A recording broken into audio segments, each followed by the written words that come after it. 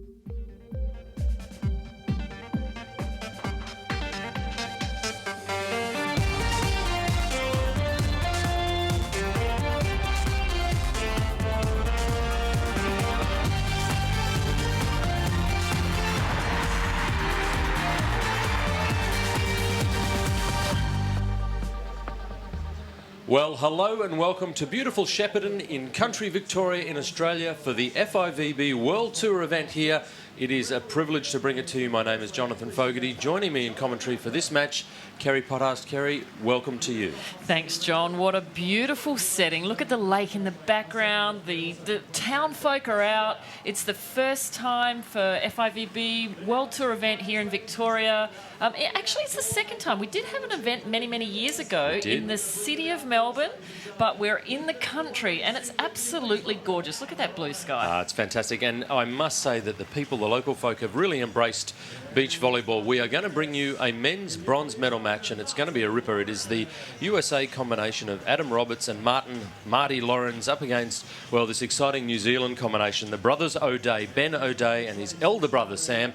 This could be a really interesting match, Kerry. I think it will be. These guys have really battled hard all weekend. They've been up against all sorts of combinations from around the world, and they've made it through to the bronze medal. Unfortunately, earlier today, they both lost their semi-finals, so they're battling it out for the last chance of the podium. Now, you've been in the Final Four many, many times in the World Tour, Kez.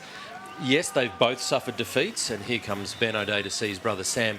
But you make the point that it's really important. If you're in a bronze medal match, you want to win your final match, don't you? You do. It's a much nicer way to take out the tournament, to win your last match. And, you know, these guys, especially from the US, they've come a long way to play this event. So great that they're here. We're really welcoming of anybody that travels this distance. And, you know, good luck to both teams. We are going to get underway. This is the USA getting us underway to start the match. The first serve, though, just floating out. So just to tell you who we are seeing on left of camera, this is the combination from New Zealand, Ben O'Day, Sam O'Day. This is the younger Ben serving the ball to the American team of Roberts and Lawrence. We're going to see a lot of Sam O'Day blocking. The Americans are going to see a lot of it. Wow. And they're going to have to handle a lot of the heat there from New Zealand as well. So starting off really strong, New Zealand with the first point. A nice pressure at the net. Sam will do all of the blocking, and Ben, his brother, with the ball right now, who will be absolutely the defensive master. Interesting, the conditions. I was just going to say, the breeze seems to have picked up. Absolutely. You can see the flags in the background. So that'll give the players a little bit of, I guess, relief from the heat. It's been over 30 degrees both days. And that little bit of breeze will help, but it won't help that passing. So, yes, the referee's given it to the Americans. Just able to save that one. Wiped off the block. A little bit of a smile from Sam O'Day. I think that was, he knew that wasn't their ball. So this is Marty Lawrence. He's wearing the number 2 for the USA. He is going to have his first serve for the match. Let's see if his radar is dialed up to get us underway. USA trailing 1-3. This is Ben O'Day attacking the ball. Nice snap of the wrist. He's such an exciting spiker of the ball, Ben. He just seems to lope in. He's a smooth mover, but then the arm snap, it's really hard to track where he's going to spike the ball. Absolutely. You can see that heavily taped shoulder as well. So obviously gets served a lot of balls. What can he do in defence here? Doesn't need to do anything with his brothers blocking. Oh, nice play. The American guys showing a lot of composure.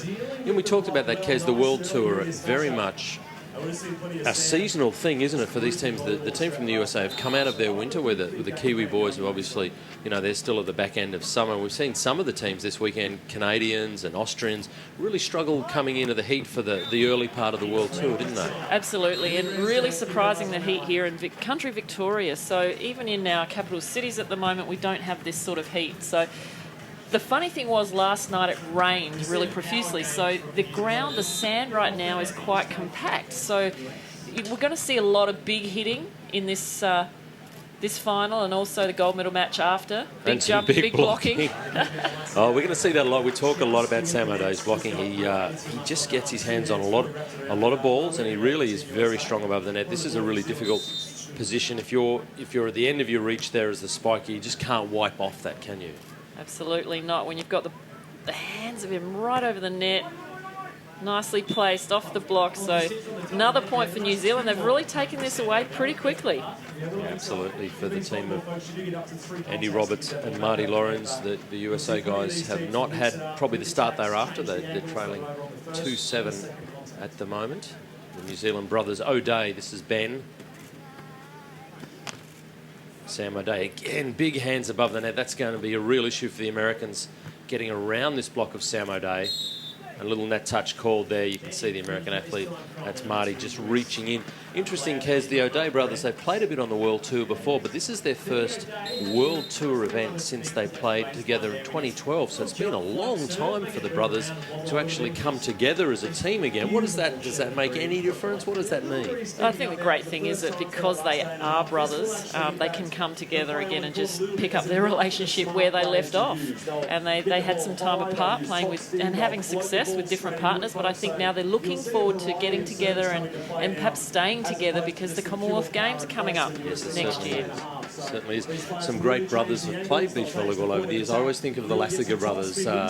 They were a truly unique and one of the great teams of the World Tour of beach volleyball. They are certainly the combination of brothers that have played the most tournaments together on the World Tour. So the O'Days have got a way to go to catch their record, I suspect. And I think the O'Days possibly talk to each other a little bit more than the Lassigers did in the day. I was going to leave that unsaid, but thank you. You can say that. And then of course, there was another New Zealand combination, the Hamilton brothers, Glenn and Reed Hamilton. Great guys. Olympians as well. Well done, yeah, absolutely fabulous guys. So there you go, back here to the show court in Shepparton. Hope you're enjoying the coverage. This is the World Tour of beach volleyball, and this is the men's bronze medal match. It is New Zealand 8 leading the US 2. And that is, finally, a break off the block for the USA. That is Adam Roberts. He's sick already of seeing that block of Sam O'Day's, so he was pleased to see that go off the block and out. Yeah, the Americans are going to have to play the ball around a bit, make Sam O'Day move laterally to put him off balance a little bit, to give them an opportunity to get past those big hands. And you talk about the hands being high above the net, they're actually also over the net by at least 10, 20 centimetres. So big reach, not just high, but over. All right, this is Sam at the baseline. Breeze in his face, he gets a chance to really wail on a jump serve, snaps it down. Oh, and he seemed to lose his footing there. I'm not sure quite what happened. Adam Roberts for the US made that look pretty easy, but Sam O'Day, the net seemed to absolutely lose his footing, so didn't really put up an effective block.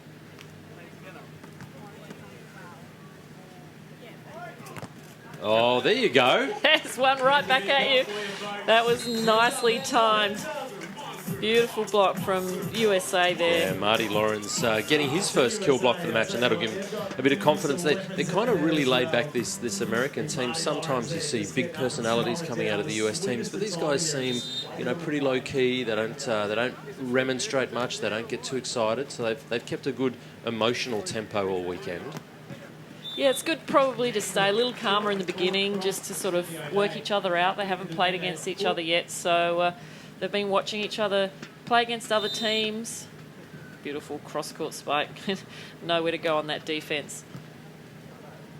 I'm sure they'll get fired up as the game continues. Lovely line shots. So that time Adam Robbins choosing to go to the spare space of sand. They're possibly feeling a little tired by this part of the weekend as well in the heat. And as we said, it's quite warm here in Shepparton. Oh, that's better for the USA combination. A shank, a serve reception that's gone wrong. For these guys, Marty Lawrence, this is his third year dipping his toe, I guess, into the water on the FIVB Tour. He played 2 events in 2015 and 2 in 2016, and this is his second for this year. So he's not an athlete that some of these teams will have probably seen very much, Marty Lawrence, the taller of the 2 American athletes. So I guess they don't do that much scouting anyway, do they, Kez? They just get out there and play? Oh, I'm sure they've been scouting all weekend, watching out of the corner of their eyes, seeing what the other teams are doing. But it's all about strategy. So when you get to this level, everybody can pass, everyone can set really well, everyone can hit the ball down, play shots, serve some aces. It really comes down to mental focus, especially right at the end of the tournament when you're feeling a little tired, a little hot. There's a little focus error big from hustle. The United States guys there. Chance for New Zealand here to make another big point. And get it done. Straight down that time from Ben O'Day. So done well from the right side. And he's quite animated, Sam O'Day, the elder in the grey hat there, smiling. And they look really tense in there. They had a quarterfinal against the Aussies that you talked about them losing to go to the bronze medal match. They didn't smile at the good times. They just seemed really quite steady. But they've come out, they seem a bit freer already to me in this match. Yeah, I think definitely having a few blocks early up from Sam, it's given them a bit of confidence, put a bit of a worry perhaps into the boys from the States. thinking that they have to get past that big block. This is Roberts for the United States, just serving That one's not going to help. Yeah, it's interesting. The conditions are really different for the bronze medal match all through the weekend, folks. It's been pretty still here in Shepparton. Not a lot of breeze, but you can see the tents, you can see the flags really starting to dance and move. So the athletes, does it take a little while just to kind of get used to the changing conditions, or do they just get onto it straight away? Look, I think by now, the warm-up court is outside of the protected area of the court, so there's even more wind out there. So when they get into the centre court, a little bit less wind, so what they've been warming up in is going to set them up really nicely for this. But you can see that when we come back to the court view, the right-hand side of the court, that is the side with the advantage, because they'll be serving into the wind. So that really helps the ball drop and dip and top spin down into the court. They can really be aggressive. Absolutely. Picture postcard scenes here, folks, wherever you are watching the coverage. Hope you're enjoying. This is the FIVB World Tour of Beach Volleyball. This is a one-star event in this new ranking system for World Tour events that the FIVB have brought in this year. So here we are in Shepparton in country Victoria, which is a beautiful little spot. I'd not been here before, Kaz, but gee, they've absolutely opened their arms. The community have really embraced beach volleyball, which has taken us all a bit by surprise. Look, and we're loving the fact that, another big block from Sam O'Day. Is he in the net? Yes, he is. He's not happy with himself, but that's a really nice point for the US to keep them in this game. You can see on his way down. Yeah, the question is that he's asking is, yes, I've touched the net, but was the ball already down? So if the point was over and then he touches the net, it's their ball. But no, the ball was still live. So the point and the serve to Team USA. They're coming back in at 9-12. They've closed the gap. A little bit of defence from Roberts. That'll set him up nicely. But no, that ball just right into the jaws of hell that is Sam O'Day's blocking hands. There is absolutely nowhere to go for that. Look at that. He's just all over the top of and he gets it in his own face at the end. Oh, the humanity for the American combination. Getting six-pack by your partner, that's no fun. So Sam O'Day serves again for New Zealand. They get back to a 13-9 lead. They've got a transition ball. Ben O'Day to get the point. Absolutely high and hard off the hand. So good steady beach volleyball. The Kiwi brothers, they seem to have a good tempo going. Yeah, really nice high reach from Ben that time. Sometimes if the ball is set too tight to the net, the only thing you can do is try and pick it off at a higher point and wipe it off the top of the hands. This time it is Sam O'Day serving it out over the baseline, so just not enough topspin to get the ball down. So 15-10, we are in the first set of the men's bronze medal match. The final four. We've been underway here in Shepparton for a couple of days. We are down to the bronze medal and then the gold medal matches. That is a really well-placed shot, Sam O'Day. The high rainbow, the jumbo shrimp, as our American colleagues would probably say. Yeah, that was a great rundown. Adam Roberts actually had that ball, but decided to let it go, thinking it was out. So unfortunately for the US. Not to be. That serve will definitely go out. So I'm thinking players from down that end are possibly hoping that the wind will keep their ball in, but as the ball gets closer, the actual VIP tents on the right is protecting that side of the court. So, like you said before, John, maybe a bit more top spin. So the Americans really going after Sam O'Day, able to pick him up. Back to his brother Ben now from the right side. And what a whip, as you were saying before, John, such a fast arm. Man, he unloads on that ball. Yeah, it really is. Spiking hard is not just about strength. It really is about technique and speed of the arm swing. So Ben most definitely has slightly faster arm swing than his brother, which makes it a lot harder to defend. Absolutely. So scoreboard in favour of New Zealand. This is Sam O'Day serving at 17-11. Nice pick-up from brother Ben in the back court. He'll get a good transition set and an opportunity to unleash. Wow. That has to be the absolute spike of the weekend that I've seen entirely throughout this tournament. Look at that, straight down onto the attack line from an indoor volleyball court, that 3-metre line off the net. The transition set from his brother over his shoulder to put him in a really brave spot. Ben said, wow, I can't believe how good this is. I'm going to light it up. For 18-11, the Americans look a little bit shell-shocked by the power of the Kiwi offence. There you go. The adrenaline was still pumping, I think, for Ben O'Day, and he's dragged it down into the net. But the Americans, they don't look completely at home, and they are trailing by 6, so they've got some work to do, Ken. Yeah, it's be interesting at this point of the game whether they sort of just try and get a bit of momentum. Pretty hard to get to 21 now for the Americans before the Kiwis do, but, you know, whether they just want to go into the time between sets with a bit of momentum, feeling good about their game. That's not going to help. Not at all. So that will be a 19-12 scoreboard. I think it ticks over to. So the New Zealand combination, Sam O'Day and Ben O'Day, in the men's bronze medal match here at Shepparton, have absolutely got the ascendancy in this first set. We played at 21. You need a 2-point margin. Here is an opportunity to transition again for New Zealand. He's off the net this time, Ben O'Day, but he still gets plenty on it. And for Martin Lawrence, he looked almost uninterested in the reception on that occasion. That seemed weird to me. Yeah, look, I think they're resigned to the fact that it's going to take a lot to get out of this. Yeah, so it is 8 set points. It will be Ben O'Day, the younger of the two brothers. He is serving for the set. Can't see the New Zealanders losing from here, and that won't help. And that is all she wrote in the first set, with Sam O'Day absolutely detonating on that ball. 21-12, that was clinical in the end, Kerry. Absolutely clinical. Started off with the big blocks from Sam O'Day. Nice passing and setting from New Zealand. I think towards the end, that's what really let the Americans down in that first set. Certainly we saw a lot of really strong blocking early from Sam. Look at Sam just so, wow, that is the best set I'm going to get all tournament. That was even sharper than the one that I think it was Ben did earlier. Sibling rivalry, I think, is the term they use in psychological circles. He said, I'm going to show who's the boss here. So there it is. The scoreboard tells the tale. The men's bronze medal final. Ben O'Day, Sam O'Day. The New Zealand brothers have taken the first set over Adam Roberts and Martin Lorenz, the USA combination.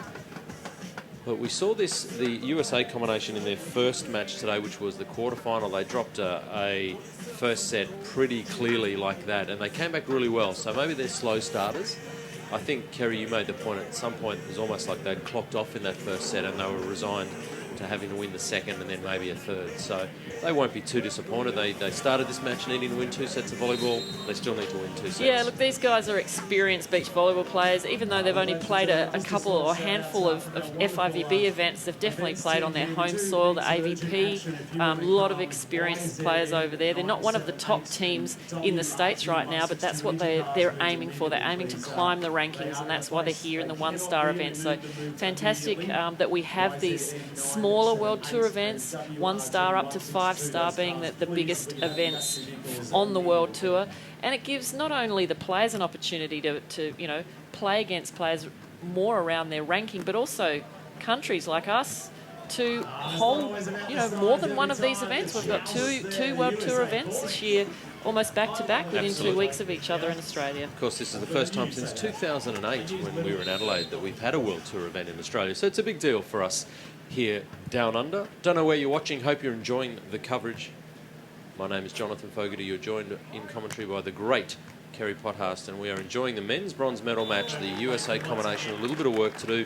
Interestingly, Marty Lawrence, the taller of the two USA guys, he plays, as Kerry, you said, on the AVP tour, the domestic American tour. He's had a second place in 2016 in the last season over there, so he's made it to the podium. I beg your pardon, a third place. So he's had a bronze medal, so he's won a bronze medal match before on the AVP tour, so he knows how to get it done.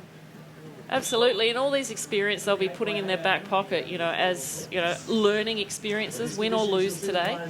They'll be taking something out of it. They've got a long flight home, so they'll be thinking about it. I definitely think that they don't want to go away with a 4th place. That is a long flight home, isn't it, when you've lost your last match? Not a lot of chatter with your partner, I wouldn't imagine. No, we've done that many times coming back to Australia from all over the world over the years. So, always lovely to finish with a win. So yeah, absolutely. It's almost better having a bronze medal than it is losing a silver medal. Yeah, absolutely. There we go. So 2-2, we're underway. That is Sam O'Day recommencing his efforts above the net. He's blocked so well, not just this game, but he's blocked well all weekend. There's a few spikers out there that are going to have some nightmares, I think, of Sam O'Day shutting them down. His brother Ben goes back to serve 3-2, second set New Zealand versus the United States of America.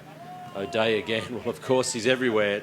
And for Marty, well, he decided to mix it up. I think he'll regret that. Do you make eye contact with your partner after you do that, or you keep your head down, Kevin? Look, I think the idea was right. He just didn't didn't pull it off. 4-2.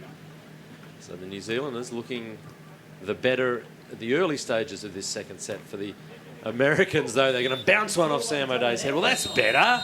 Fire up, boys. That's the only way to get past Sam. Go through his arms, because he's definitely not leaving any space to get past him. So the Americans trailing again, but they are definitely still in this game. And we've got the best of 3 sets. So if they can take this set out, then they'll play off in the third and final. It's going to be Sam O'Day to attack. Oh, Marty, okay. So that's a bit better. He's bounced one off the lid of the Kiwi, and then the next one he's shut him down with the block. So that's some positive signs. Gets the scoreboard back to 4-all here at beautiful Shepparton. Would be good to see them celebrate that a little bit more, perhaps to gain some more momentum, a bit of positivity on their side, but they're cool and calm, and that one's bounced off his head. So it's a battle of the blockers. He's got a long memory, Sam O'Day. He said, I remember you. Let's see how nice this looks, bouncing off the American's head. Marty Lawrence getting him nice and high, but just not closing the arms and the hands. So it's going to be Sam going back to serve on the left of screen, going after Roberts on this occasion, who does a nice job cross-court. How hard is it, Kez? You know, as you talked about the Americans coming a long way, it's their winter.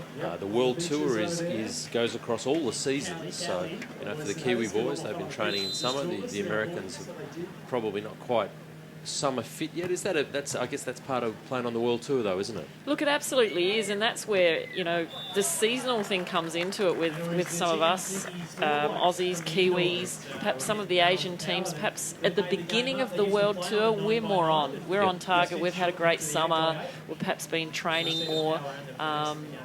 So yeah, this is the time to beat some of those bigger nations, you know, the US, Brazilian teams, when you go out on the World Tours, those first few events when maybe you can get them when they're not quite ready. Sure. But these days, it is a professional sport, and teams most definitely prepare themselves for the big events. So. Yeah, it is a long season. It goes for many, many months, and it's a pretty gruelling sport, as you know better than most. So you don't want to be absolutely cherry ripe at the start of the season, but you want to be in decent shape. And this is a bit of a conversation about whether he had a right to that ball. Sam O'Day reached in.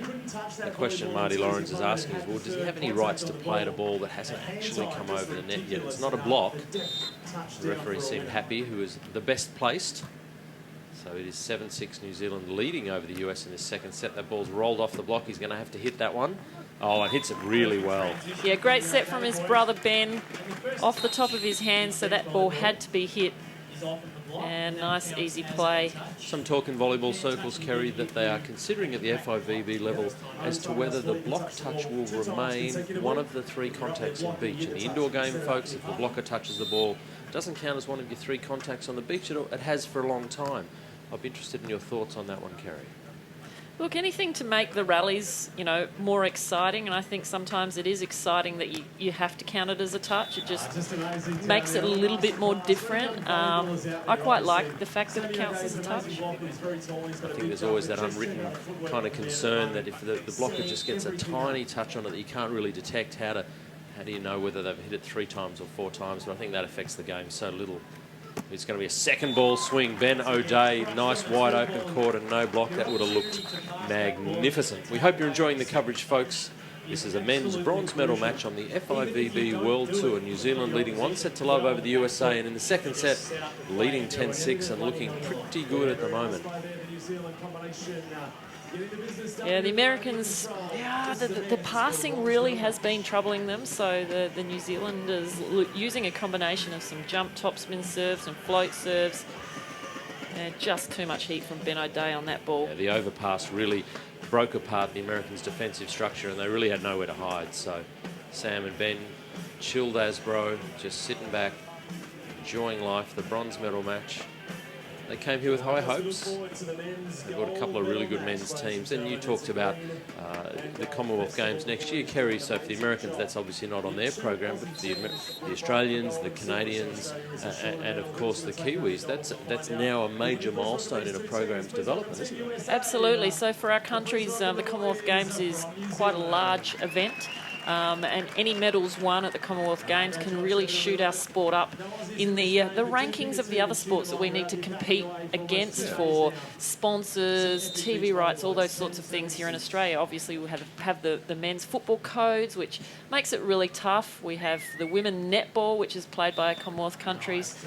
So volleyball, to get us up there and competing against these sports, the Commonwealth Games is a great platform for us, and we want to get out there and win gold medals in both the men and women, and of course so do the Kiwis and the Canadians and a lot of the other nations that are involved in the Commonwealth. Absolutely. Vanuatu, very good in the women's particularly, so they'll be another team to watch in 2018. But for now, back to the bronze medal match here at beautiful Shepparton in country Victoria, and it is 11-7. You can see Sam O'Day with the grey hat, his brother and younger brother Ben does all the defence, as we said. Sam's going to rip a jump serve and then try and get in and put some block pressure, but he couldn't quite get that ball down. So they won't die wondering, the Kiwis. They go hard at the ball, don't they? They play a really bold and aggressive style of beach volleyball. They don't hit a lot of shots.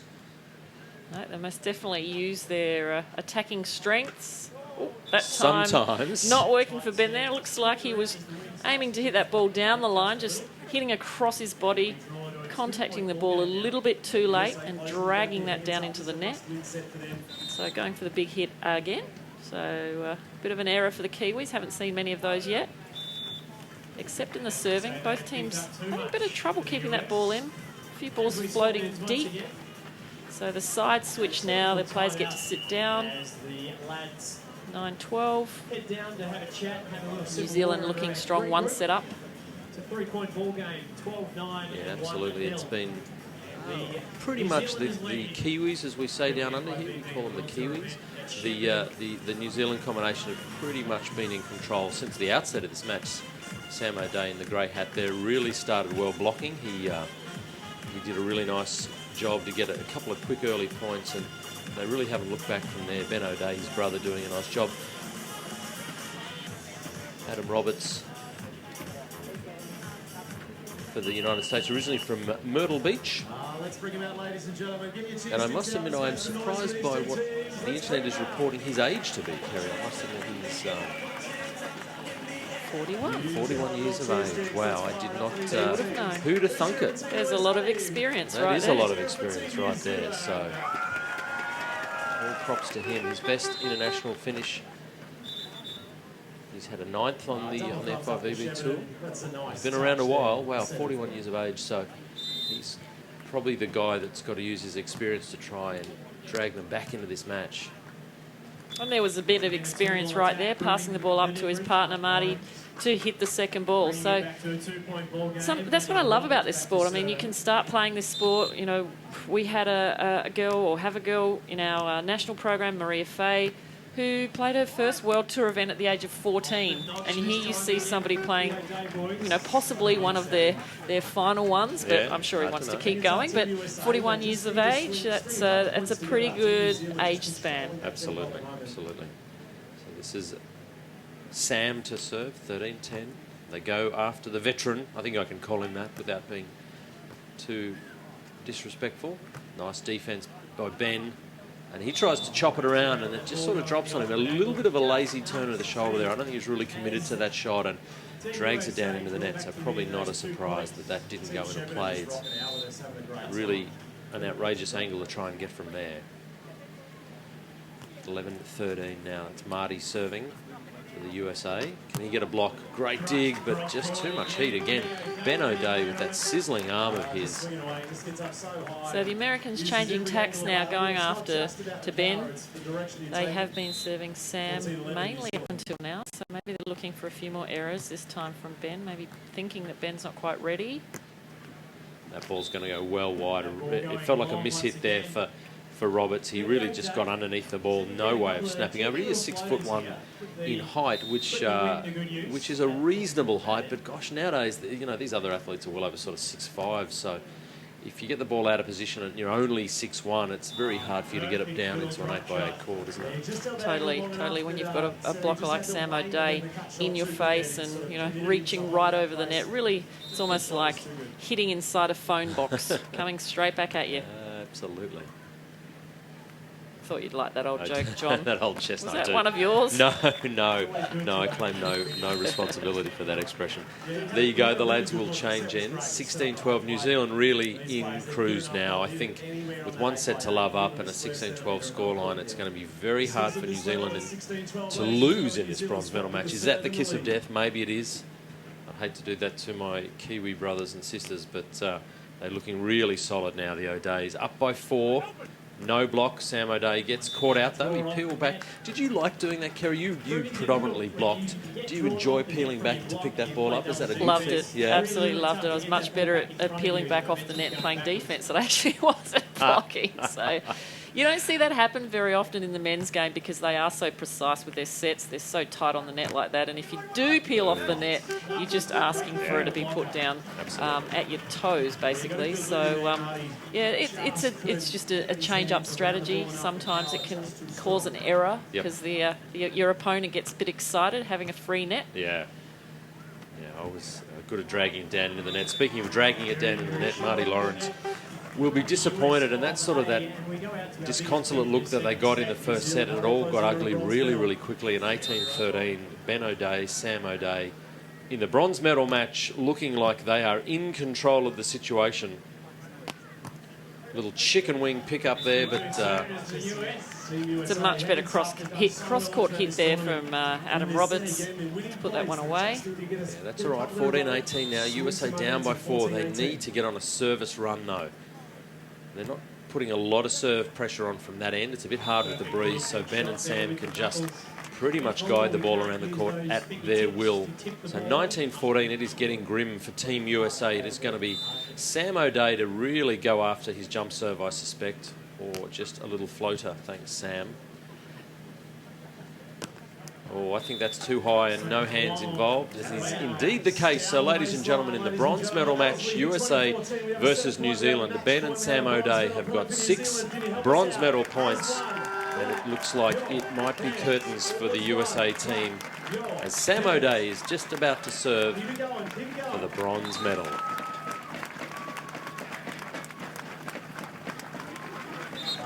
There's a little cheese to go with your wine as well. Marty trying to spend as much time as he can wiping his glasses. He wants to stay in Shepparton as long as possible, and who can blame him? We're just checking the score, making sure everything is right. We're doing the live scoring system here. The officials are pushing out these scores and details out to the world. Some of the tech has been a little bit tricksy. So we are poised. Wow, build the tension, Kerry. It's match point. It's bronze medal point. Draw this out as long as we can. Here we go. For the win.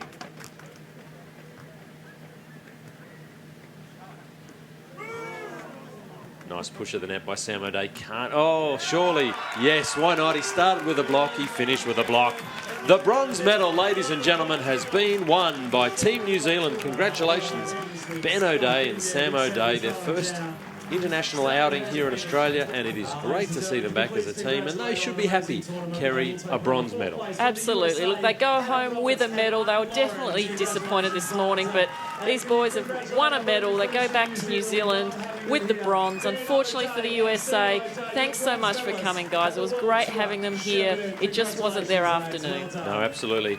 Adam Roberts and Martin Lawrence, was great for them to come so far, as you say, to this World Tour event. But the winners are grinners. It is the brothers O'Days. We've said their first time together since 2012 on the international circuit. Well, that is wonderful.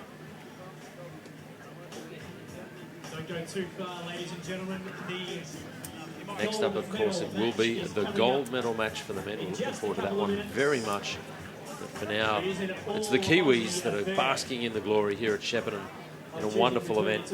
Here we go, the final point of the match, the big two-handed stuff from Sam. He got a big piece of it, then he got a second opportunity, and he said, you know what, this is over, I'm done, you're cooked, it's over. And rather than bronzed Aussies, we've got bronzed Kiwis, Kerry.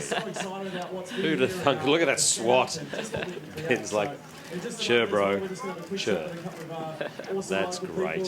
Sam would be very happy with the way he played today. I'm absolutely sure of that. Yeah, the scoreboard was not pretty. Not for the US, but No. definitely, most definitely for the New Zealanders. 21-12, 20-14. So for Roberts and Lawrence, look, they'll go back and consider what they can do better. They competed well all weekend, and to get to the final four is an outstanding performance. Particularly, Kerry, as you said, early in the season for a Northern Hemisphere team to come so far with an abbreviated training load. I think they've done really well. So there it is. Here in beautiful Shepparton, the FIVB World Tour bronze medal match is concluded. We've seen New Zealand defeat the USA. Hope you've enjoyed the coverage. We'll see you back for the gold medal match. For now, though, I'm Jonathan Fogarty. Thank you, Kerry Pothast. We'll see you again soon.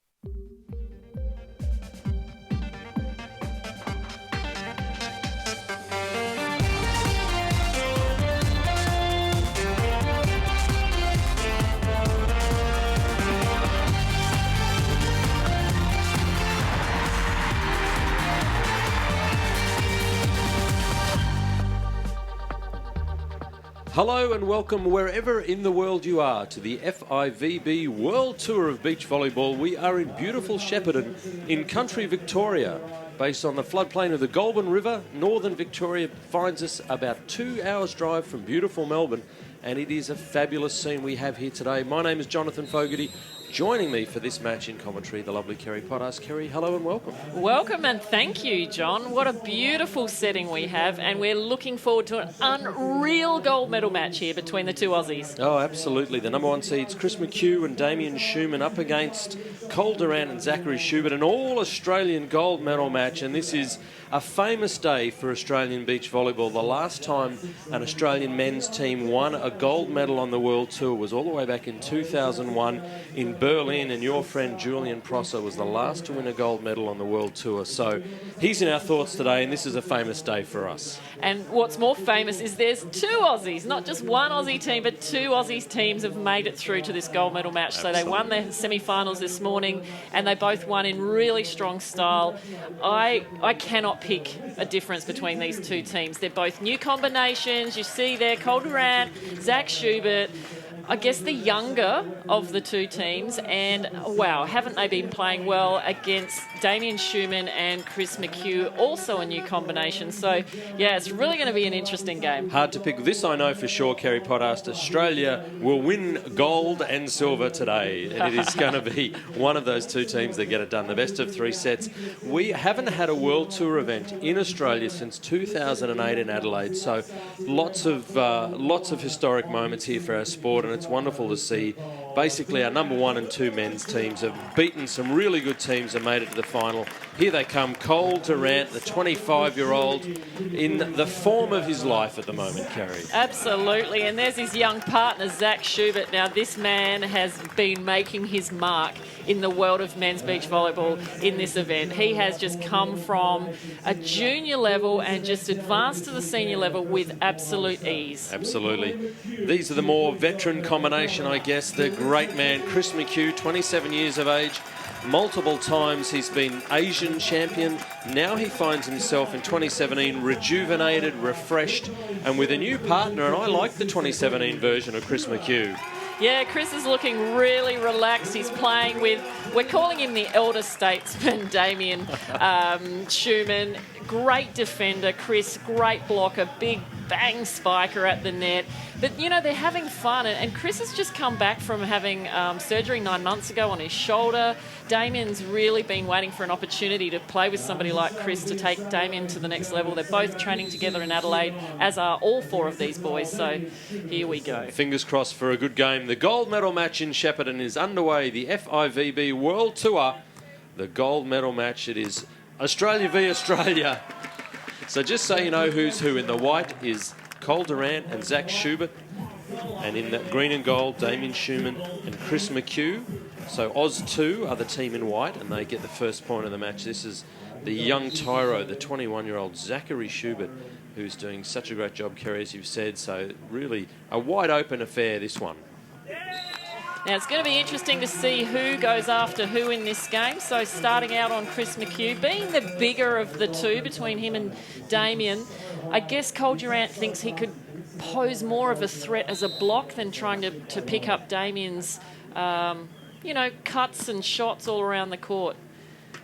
And this is what you'll see a lot of from both these teams, hitting on two. So Australia's really trying different things and getting their boys really skilled in different areas of the game. Talking to the coach earlier, they're just going to go out there and try different things, see what sticks, see what works. Why not?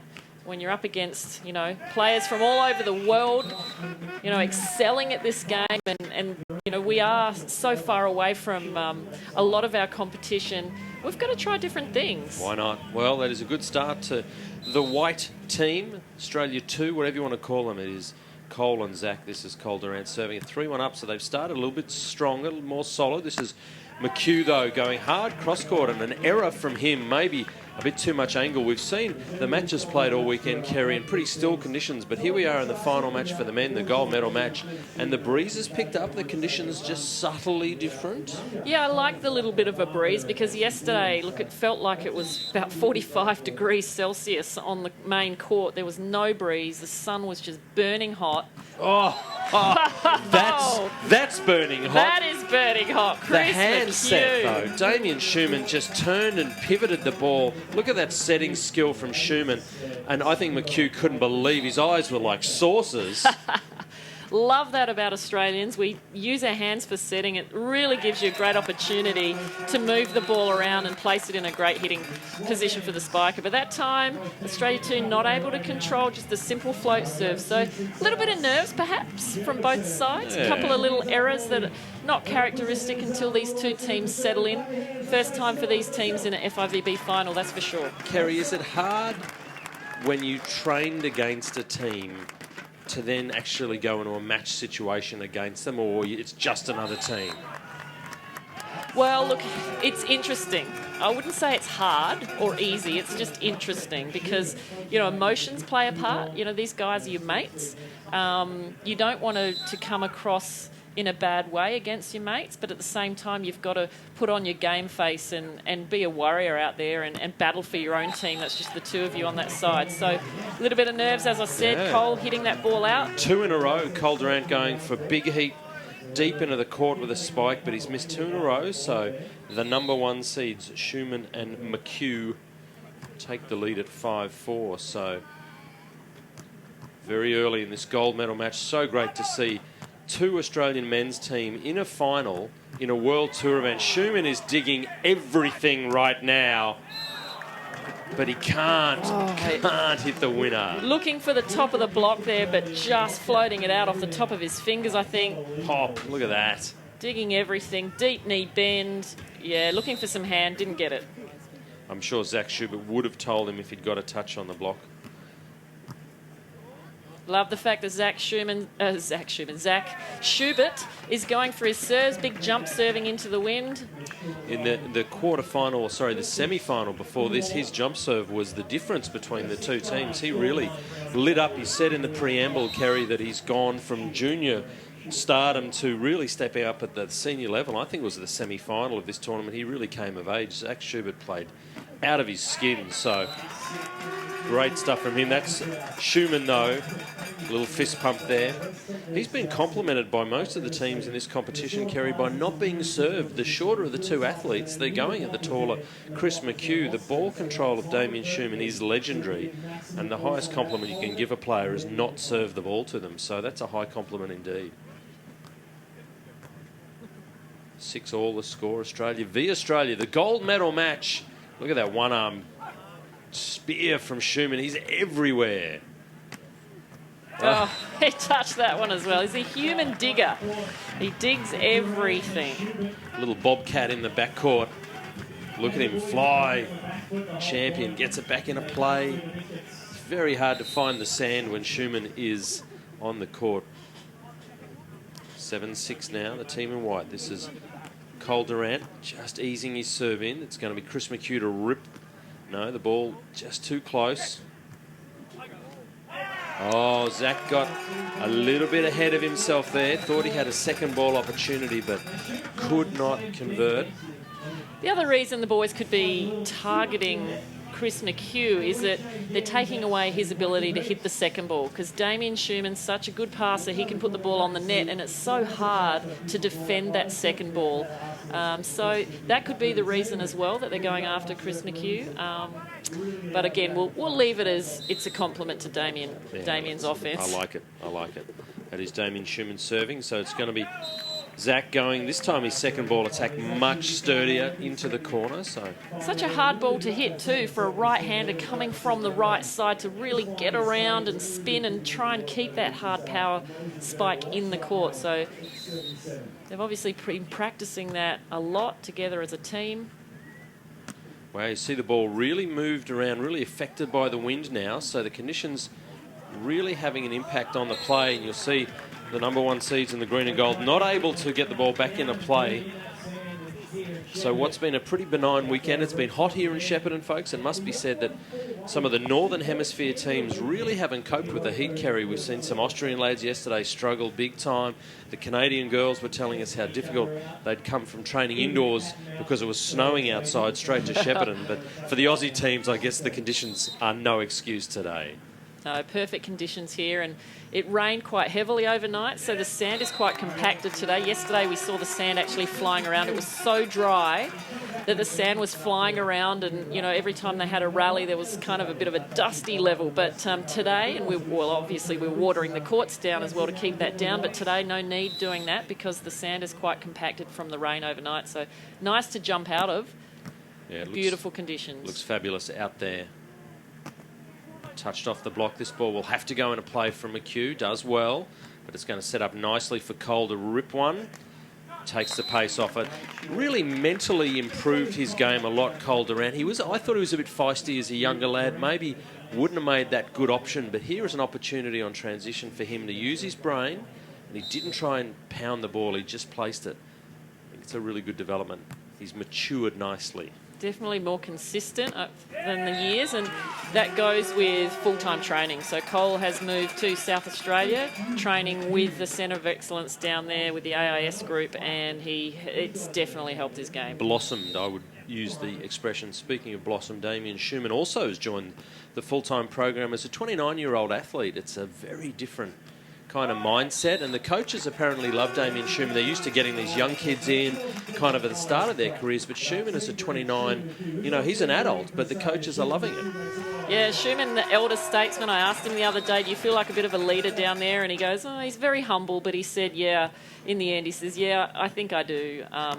Although he's a beginner in terms of full-time training. He is a school teacher, number 2 there in the green jersey from Australia. He's a school teacher. He quit his job to come and move to Adelaide. There he is, front of screen with the green glasses. And now he's training full-time, and what an opportunity to play with, one of our greatest players of today's era, Chris McHugh. Yeah, no doubt at all in my mind. It's interesting. He's had a life outside of volleyball, and, the full-time life of an athlete can be a bit myopic. You can just see that, the next game in front of you. But for Damien Schumann, he's got some life, history, and he's got that emotional resilience that makes him a really steady player under pressure. So I like that a lot about him. We are watching the men's gold medal match here in Shepparton, beautiful country Victoria, and it is Australia 11 versus Australia 10. It is Chris McHugh and Damien Schumann in the green and gold. Their score is at the top of screen. They are 11 up against Cole Durant and Zachary Schubert in the white. They are 10. And interestingly, the last time, Kez, that an Australian men's team made it onto a podium at a World Tour event was actually Chris McHugh and his then partner, the great Isaac Kappa, in Klagenfurt back in 2014. So the last time the Australian men got a medal at the World Tour, it was McHugh that got it done. So he is in, I guess, a comfortable headspace in a gold medal match. Yeah, he'll feel a little more comfortable, but I love the youthful sort of just going for it of Zach Schubert there. He couldn't go for it there. Chris McHugh just too big on the block, but Zach Schubert with the blonde curly hair sticking out of his cap, he's not phased. He feels comfortable out there already, which is really fantastic. 21 years of age, my goodness. Can only just buy a drink in America when he goes to a tournament there, for goodness sake. So he's got a lot of volleyball in him. A little overpass from Cole's not going to help. Cole Durant, Zach Schubert, they've already played one event on the World Tour this year, Kerry. They went to Iran, of all places, a place called Kish Island, and they took a 5th place in that 3-star event. So they've got some form in the World Tour. They had to go a long way. Iran's not an easy place to get to, so a bit of commuting already for the team in white this year, but came away with a 5th, which wasn't a bad result. That's going to be 4 contacts, I'm afraid. Yep, just a few too many from Zach Schubert there, trying to keep that ball in play. So you can touch it off the block, but if you then have another touch, but after that, your partner has to play the ball. Absolutely. So 13-11. Look at this man, Chris McHugh. He has been such a leader in our sport for a long while, as you were saying, Kerry. So great to see him back. Schubert, he's going to do it. It's not as if he's disguising his intention, Kerry. No, he definitely isn't, and that's going to be the hard part for anybody trying to block this team. They're so athletic. Both teams are doing a similar thing, but Cole and Zach seem to be doing it a lot more, hitting the ball on 2. They're really spreading the offense, making it hard for the blocker more traditional play there. Dig set spike, touched in defence, but just too heavy on the arm from Chris McHugh, who's come back so nicely from shoulder surgery and so quickly, and he's already so strong. So yeah, he looks really fit, doesn't he? And looking good for the World Tour this year. when I was saying to our DJ Torley earlier today, he looks like he's enjoying the sport again. You know, that Olympic cycle, the 4-year cycle, of course, the men missed out on Rio qualification, Kerry, and that really hurt the men's program. They were, you know, obviously not happy with that. So, you know, at the end of the year, the men's team didn't look like they were enjoying their volleyball so much. But Chris has come back, looks really refreshed and to be enjoying his volleyball again, which is great. And again, this time Zach Schubert electing to hit that second ball to the right of the court. Damien Schumann was in the same place that he hit it last time, but he can mix it up. So great play there from the Aussie number 2 team in the white shirts. All right, 13-15. The score, folks. You're watching the first set of the gold medal match, the Australian men versus the Australian men. We've already had the bronze medal match. Congratulations to the O'Day brothers from New Zealand winning the bronze medal against the USA. And here in the gold medal match, it's just warming up. Chris McHugh and Damien Schumann in the green and gold have gone out to 16-13. They are our number 1 seeds. We should point out that they are seeded higher with more ranking points. So, you know, maybe slight favourites. I don't know if that makes much difference once the game starts. This time, Schubert sets his partner there as Schumann, but no, a net touch has been called on Chris McHugh. Well spotted. The athletes can't touch the net, folks, during the course of the rally. The second official picked that up. So, 14-16. We go to 21. Kerry, this is just starting to get into the interesting phase of the set, isn't it? Yeah, I think both teams now have played enough of the first set to really just warm up. And I think the nerves would have gone by now. Chris McHugh, a few errors in the beginning, but now in full stride again. Schumann hasn't had a chance to hit much. Keeps it in play. Schubert this time. Yeah, great hard hit. Schubert, no block. Makes sure of it, makes them pay, puts it away. So we've got a Schubert on one side and a Schumann on the other. This is Cole Durant who's going to serve, but looks like a little timeout has been called. The team in the green and gold, Australia's number 1 team. Chris McHugh, Damien Schumann up against Cole Durant, the 25-year-old, and Zachary Schubert, 21 years of age, the young phenomenon that he is. Look at some of this action. That's Schumann in front of Schubert's block. McHugh sets him again. But it's going to be eventually Zach Schubert who crushes it away. This young fella, he's such an exciting young prospect. We're so pleased to have him in the game. So the lads take a hard-earned drink. You're watching the first set of the men's gold medal match. The first time the World Tour of Beach Volleyball has been back in Australia since 2008 in Adelaide. And Kerry, we only have to wait 2 more weeks and it's back again. We've got another World Tour back event. On my home beach, Manly Beach in New South Wales. How exciting is that? I don't think... Oh, look, I heard today that we had a World Tour event back there in the early 90s. I don't even remember that. Yeah, 91, correct? 91, yeah. 91. We had one in Manly. We also had one in Bondi Beach. That's a pretty famous beach. I like that beach. That's all right. Never been there myself. I hear it's nice. You were so there. Here we are underway again. Who would have thought we'd be in Shepparton, country Victoria, by a lake with a beautiful folk of Shepparton filling the stands, really loving the volleyball. And wow, what a rally we're seeing here. What's not to love? What's not to love about Australian men's beach volleyball? I want to hug him as well. I'll have to stay here in the commentary booth. Zach can't believe he's been officiated against, so they thought they'd won the point. Does the hug still stand? I'm not sure how that works. I've hugged my partner prematurely. It is Schumann with the ball and a 2-point lead at 17-15. Aussie v Aussie. Mate versus mate. Pokey's picked up well by Schumann, just flying through the sand, and then can he hit a winner? No, but McHugh is immense in backcourt. And a massive net touch. Oh, Schubert's filthy with himself. Yeah, that ball, that was like a sucker ball. It was on his side, and so he came in so close to it on the net, but it just floated over towards Chris McHugh, and so Schubert floated with it into the net. Unfortunate for the Aussie number 2 team, but now Damien Schumann with another point. Nice little break. Oh, that's not going to help. They're going to switch over again in a points time, so giving the opportunity back to the guys in white, the Aussie guys. Zach Schubert with the ball. So 16-18, they do need to get a bit closer to their opposition because 21 is looming. We go to 21 points, and that will get them a little bit closer. Chris McHugh, it's interesting, I made some comments about Damien Schumann being the eldest statesman. Certainly in years he's the eldest out there, but it would have to be Chris McHugh that has got, you know, a massive number of representations for Australia. He's been out on the World Tour a long time. I said before, he's won the Asian Championship twice. He's tried to qualify a few times for an Olympic Games. Hasn't been able to add that to his resume. I guess we take that for granted. The women's program, Kerry, have done so great at getting to the Olympic Games, but for the men, we haven't made it to the Olympic Games since Beijing in 2008, and Chris McHugh would dearly love to be an Olympian, and he's just, for a range of reasons, hasn't been able to add that to his resume.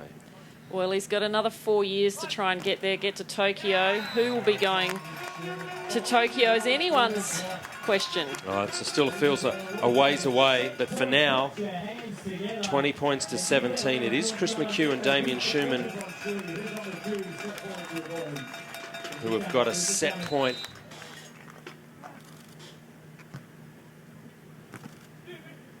Here's their opportunity. Oh, Schumann's massive again. Oh, he can't get that one, though. So one saved. 18-20 now. But there are still 2 set points. So for Schubert and Durant, they need to get on a quick hot streak here to close this gap. It is set point number 2. Schumann handles a big serve well. Schubert gets a pop. Can Cole get there? Oh, that is breathtakingly brave. But he can't get it done. So Damien Schumann, Chris McHugh have wrapped up the first set, 21-18, in the men's gold medal match. Fabulous scenes here in Shepparton, Kerry Pothast. Absolutely awesome, and you can hear some of the... it almost reminds me of Switzerland start. You can hear what sounds like cowbells. You also hear that on the bike race. What's that big bike Tour race? de France. Yeah, the Tour There de France. it is. You hear all the cowbells along the way. It sounds like that being in the country. And just outside of the stadium, there's a whole lot of entertainment going on as well. So it's a real festival of the beach. Absolutely. In the middle of the country. Some of these highlights are going to look spectacular. These two teams really going hard at the ball. Not easing off at all. Schumann defensively always great. Some good blocking by Zach. Just a couple of crucial moments. The 50-50s, I felt, went the way of the more experienced combination in the green and gold. Chris McHugh, the taller. Damien Schumann, as always, without a hat on, but plenty of sunscreen on, I'm sure. And this is Cole, a gutsy attempt to run through. Those barriers are not that nice to run through. So there it is, confirmation of the first set score, 21-18. Chris McHugh, Damien Schumann have got 1 set locked away, folks. You need to win 2 sets in this best of 3 set format to win the match, and this is the gold medal match. So we hope you're enjoying the coverage wherever in the world you are. We're in the greater Shepparton region of country Victoria, an estimated population in this region of about 50,000 people that make this place home, and a lot of beach volleyball fans have enjoyed coming down. So we are underway in the second set. Australia v Australia gold medal match. My name is Jonathan Fogarty. I'm joined by Kerry Pothast. And Kerry, if you are the team that's lost that first set, close-ish, do you forget everything and just reset? How do you regroup? I think, spot on. You really have to just start as if it's the start of the game. You get a bit of a break between sets, so you can kind of feel like, okay, let's just forget that. You do have to wipe it out, but at the same time, you need to remember the good things. You need to remember how you made the points that you made, and just stay focused again, and not let the fact that you're down on the scoreboard affect you. So that comes with experience and just keeping a strong mindset. Interesting combination, Schumann and McHugh. This is the first time we've seen them on the World Tour together, and they've kind of come together because their respective original partners are both recovering from injury. Isaac Kappa was who Chris McHugh played with, Joshua Court, who Damien Schumann played with. So they're probably both watching this going, gosh, what might have been, and our thoughts are with them. We send them a big hello from Shepparton and hope they're recuperating well. We'd love to see both those athletes back out on the sand in some form shortly, that's for sure. Oh, no doubt they'll be back. But they're going to have to deal with these two, Cole Durant and Zach Schubert right there. Good luck dealing with that. Yeah. I hear Isaac Kappa might be back for the Manly World Tour event in 2 weeks, so Fantastic. I, for one, will be very excited to see him back. He's a wonderful human being and a great volleyballer. But to the action here, it is 2-all. This is Cole Durant, who's really, really developed the last 2 years for Cole. He's lifted his game so well. Not on that occasion, though. Chris McHugh hard to stop, hitting over the block. Starting this game off really strongly, Schumann and McHugh.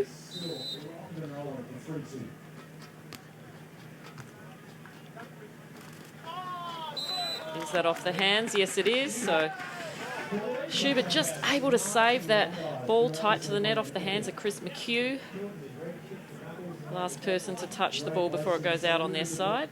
So 3-all the score now. We're in the second set of the men's gold medal match. We are in country Victoria in Australia, a place called Shepparton, which is a beautiful part of the world. You know, Kerry, in 2017, the World Tour of Beach Volleyball will visit 20 different countries and 26 different sites. So to be on the World Tour, you are going to see a lot of the world if you're on the World Tour this year, that's for sure. Yeah, that's the amazing part of our sport, is that we play everywhere. We don't need to play on a beach. We can play at the bottom of a mountain. We can play in a harbour city. We can play on a harbour, on water. We make beach volleyball courts on barges.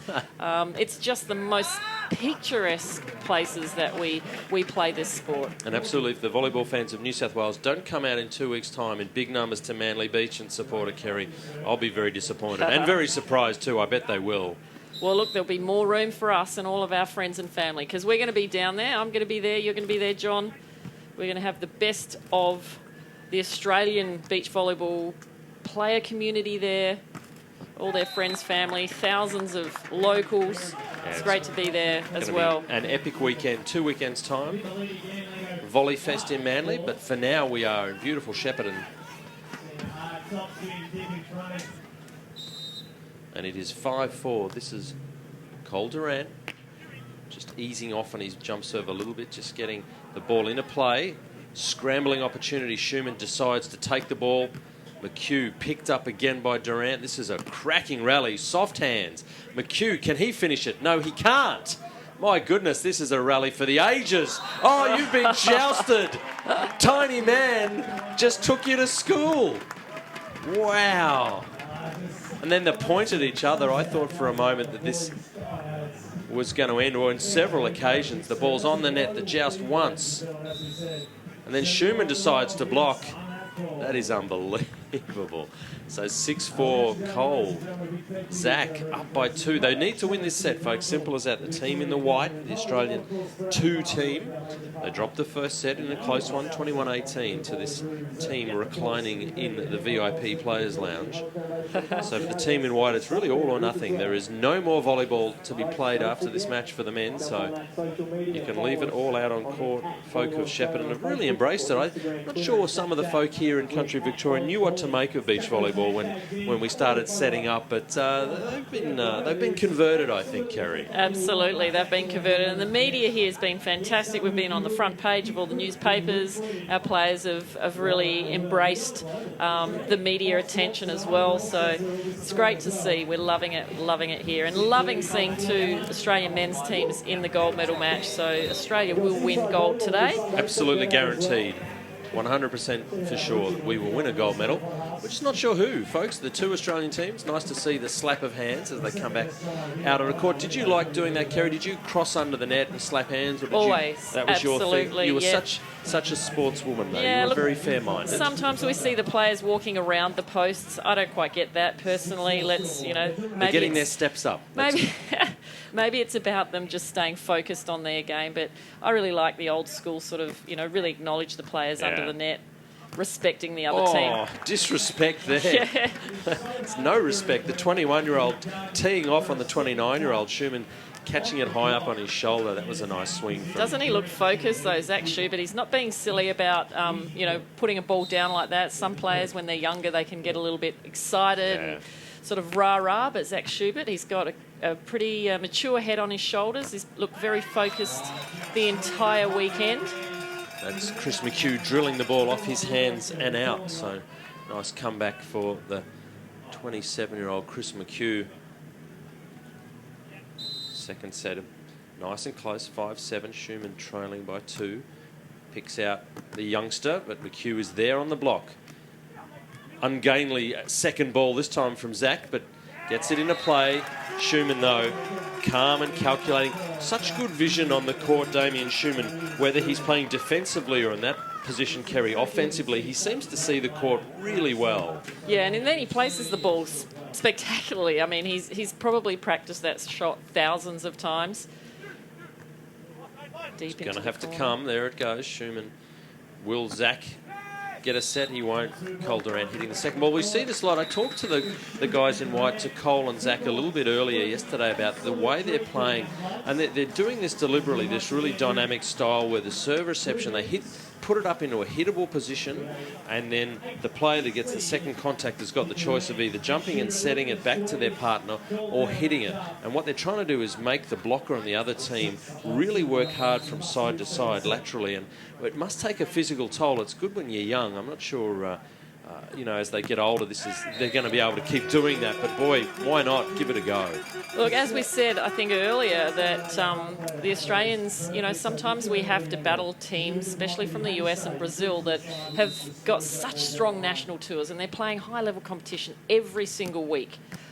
So for the Aussies, perhaps we just need to do things a little bit differently. And I remember Natalie and I did things differently, and people sort of looked upon it as being weird. We were hitting the second ball. Sure. And, why not give it a try? Why not do something different? And, these teams are just trying things out, and this is a great opportunity for them to try things out on home soil. I remember you guys were one of the first to start with that really big arm position in your serve reception. You guys kind of used to you talked about trying to be as big as possible and try and take up as much space. And you guys passed the ball pretty well, I thought. Yeah, that was more about a passing technique issue that I had. Oh, okay. So I was swinging my arms from side to side, and so starting with my arms out wide helped me from swinging. And then in the end, it looked like we were taking up more space to the opposition, which wasn't the intention originally. But everybody does different things, and I think that's what I love about this sport. You can be creative. You don't have to play it like everybody else. Play to your own strengths, and that's what both these teams are doing on 2. You never know whether the ball's going to come back on 2 or using the traditional 3 hits. Absolutely. And it's really great. You've got 3 really tall athletes, and you've got a guy who's really only just 6 foot tall in Damien Schumann, absolutely competing out there with his physicality, his vision, and his ability to hit so many great shots. You see there, Schumann just always seems to be where the ball goes. He's got this uncanny knack of just getting in the way. So it is now 10-8, and what was a handy lead for Cole and Zach has now turned into a 2-point deficit. So that was a good run of points for Chris McHugh and Damien Schumann. You see McHugh laying down the law in his statesman-like fashion. They won the first set.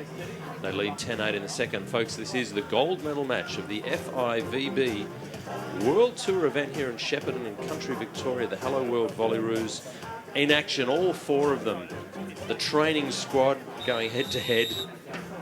And it will be bittersweet. It's you want to win, Kerry, don't you? But there will be whoever loses versus whoever wins. It's going to have a bittersweet edge, surely. Yeah, I don't think there'll be too much bitterness there. I think there'll be a lot more sweetness. I think both these teams are really hungry to make a mark in not only Australia but in the world. So they're all fighting. I'm loving it. They're playing really, really well. Not that one particularly. Chris McHugh would be happy with himself there, but I think they're all playing at the top of their game right now. They've been playing hard all weekend to make it to the final. They've beaten teams from the US, teams from New Zealand, Japan, Austria, Germany. Exactly. So, they've done so well to get into this position, and now they can just battle it out. And the coaches of these teams, they had their hands back and saying, okay, it's up to you. There was no planning before the team, before the match, letting them work out what they were going to do in the game themselves. They'll obviously been talking to them afterwards, but before the match, because it's Australia v Australia, they let them work it out themselves. Zach Schubert going for that second ball, gets it in. As you talked about, Kerry, before, for the right-hander playing on the right side as Zach is, that's a hard second ball to get his shoulder around and get it cross-court like that. So he does that really, really well. That's a difficult ball to hit. You'll see it really well here where Zach, as the number 2, has got to hit that right-handed ball. He's got no angle there. And Damien Schumann in defence there had to stay in the middle of the court because he had to wait to see whether the second ball was coming. He was in a pretty good position, but then if it doesn't come, he quickly has to shuffle back and make it to a cross-court position, perhaps for defence with a hard angle from the third hit. So that's why hitting on 2 is so successful for these teams, because it really makes the defence wonder about what's going to happen. Absolutely. Crowd have been really warm in their support all weekend. It's been very warm here in Shepparton. The players have had to really be careful with their hydration and their recovery and their rehab. They're all professionals, so they know what to do. It is now 11-10 in favour of Chris McHugh and Damien Schumann.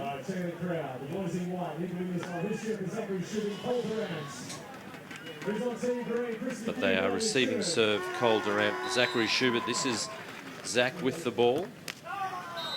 Service error for service error here at the moment. So the scoreboard 12-10. It will be Damien Schumann. Originally from Victoria, he's now relocated to the full-time training program in Adelaide, but brought a lot of friends and family with him. You know, they didn't have to go too far to finally see Damo play for Australia, so a lot of Schumann fans out there today here in Shepparton. Absolutely, and the biggest fan is, of course, his girlfriend, Sarah Battagleen, who was also in this event, playing yesterday, representing Australia. That ball, I think, was called out. I don't think Schubert got any part of the block. So, yeah, confirming that ball was called out. So, McHugh go back. Zach will this time set his partner. But Schumann is there, but he can't control it. And the overpass easily dealt with by Cole Durant. The Australian men's program over the years, Kerry, they've had a pretty good run on the World Tour. They won that 1 gold medal we talked about, Berlin 2001, which was Lee Zana and Julian Prosser. They've had 1 silver on the World Tour, which was the combination of shot and slack, won the silver medal, and 11 bronze medals. So, you know, the men's program respectfully trailing the women's in terms of success at the World Tour. But they're doing okay. They've had 9 fourth places as well. So, as we said, this will be a guaranteed gold medal for Australia, and obviously a guaranteed silver medal. And it'll be only the second time that we've won a gold and a silver. So we only have 1 gold and 1 silver in the trophy cabinet for men's beach volleyball in this country. So, you know, rewriting the records here in Shepparton today. So it's kind of a big deal. Oh, big swing from Chris McHugh, just out, so he won't be happy with himself there. And it brings it back to even Stevens. So Australia 2 back in with a chance, needing to win this second set if they're going to take this out. So Cole Durant with the ball in his hand, hoping to make a point. A little bit more lippy between the two teams. A little bit more passion is coming to the fore. A little bit of byplay going on. Over the block that time, Chris McHugh took it nice and high. Damien Schumann with a jump set as well. Yeah. So both teams showing that they can use that. Caught Zach Schubert out of position. He really didn't get there to block Chris McHugh at all. So in the end, it was a good put away from a good set from Schumann. This is Schubert, puts the ball right where his partner wants it. He can pretty much do what he wants with it. So Cole Durant will take his team to the other end of the court, 14 all, so we are locked up again. You'll see the athletes, folks, changing ends of court every 7 points scored, just to make sure the weather conditions are affecting both teams equally. This is just a nice little off-speed into the block, and even the mighty Damien Schumann couldn't get a touch on that one, so that's pretty well done. Nice deep serve. That'll keep the ball off the net. Going for the line. Did he get it? Yes, he did. It's just touched the line. It's called in again. Cole and Zach celebrating preemptively. And there's a wry smile from Cole. He's like, well, we tried to bluff. If we hug quick enough, maybe the ref will give us the point. Or if you shout loud enough, perhaps the referee in their head subconsciously changes their mind. First referee Steve Juney is not falling for that one. McHugh will be filthy with himself. He just was in nowhere land. He knows that 9 times out of 10 they're going to hit that second ball, and he's got to get there more quickly to do something more effective than that at the net, so he'll be disappointed in that. So 15 all, a must-win set for the team in white. They absolutely have to win this set to keep the match alive. The team in the green and gold have already won the first set. McHugh refocuses his efforts with a nice deep spike. 16-15, the cowbells ring out. It's a bit like Start, isn't it? I like it. I like Country Victoria embracing this, making a bit of noise in the crowd. Well, Shepparton are known for their cow statues.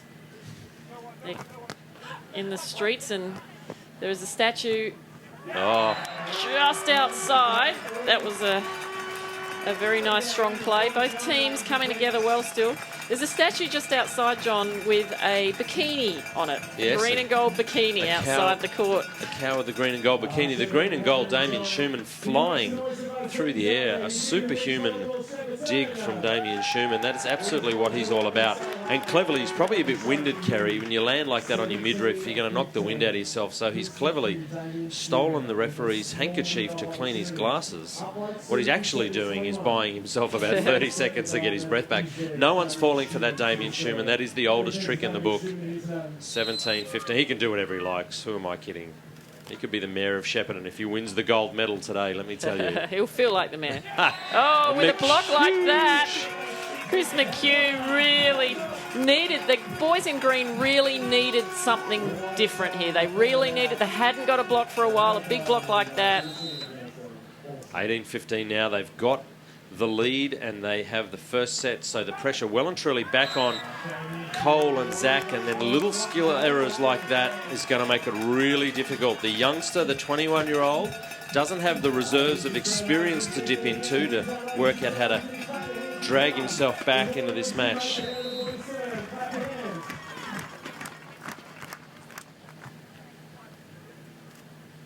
(19-15) the score now. Schumann with the dig. Down the line, not enough. Okay, so they needed that. Cole and Zach, 16-19. They'll change ends. For my money, Kerry going down to the better end of the beach to serve, but I'm testing that with you. Well, it is, according to the flags, but of course you can see at the back of the court there, above the FIVB signs, there are some tents, and that could stop the wind. So the ball has to go a little higher than that to actually get caught in the wind, but if you can jump serve with a bit of a loop, see, like that, it could have been a point, but there it you wasn't. go, ladies and gentlemen. Christopher McHugh and Damien Schumann on the precipice of history, because they have got 4 gold medal points to win the first gold medal for Australian men's beach volleyball since 2001. Can McHugh get it done with a block? Schumann, the opportunity to feed his partner. Schubert is immense. Schumann this time set. Oh no, saved. Cole Durant diffuses. Match point number 1, 17-20, Kerry. There are 3 gold medal points remaining though.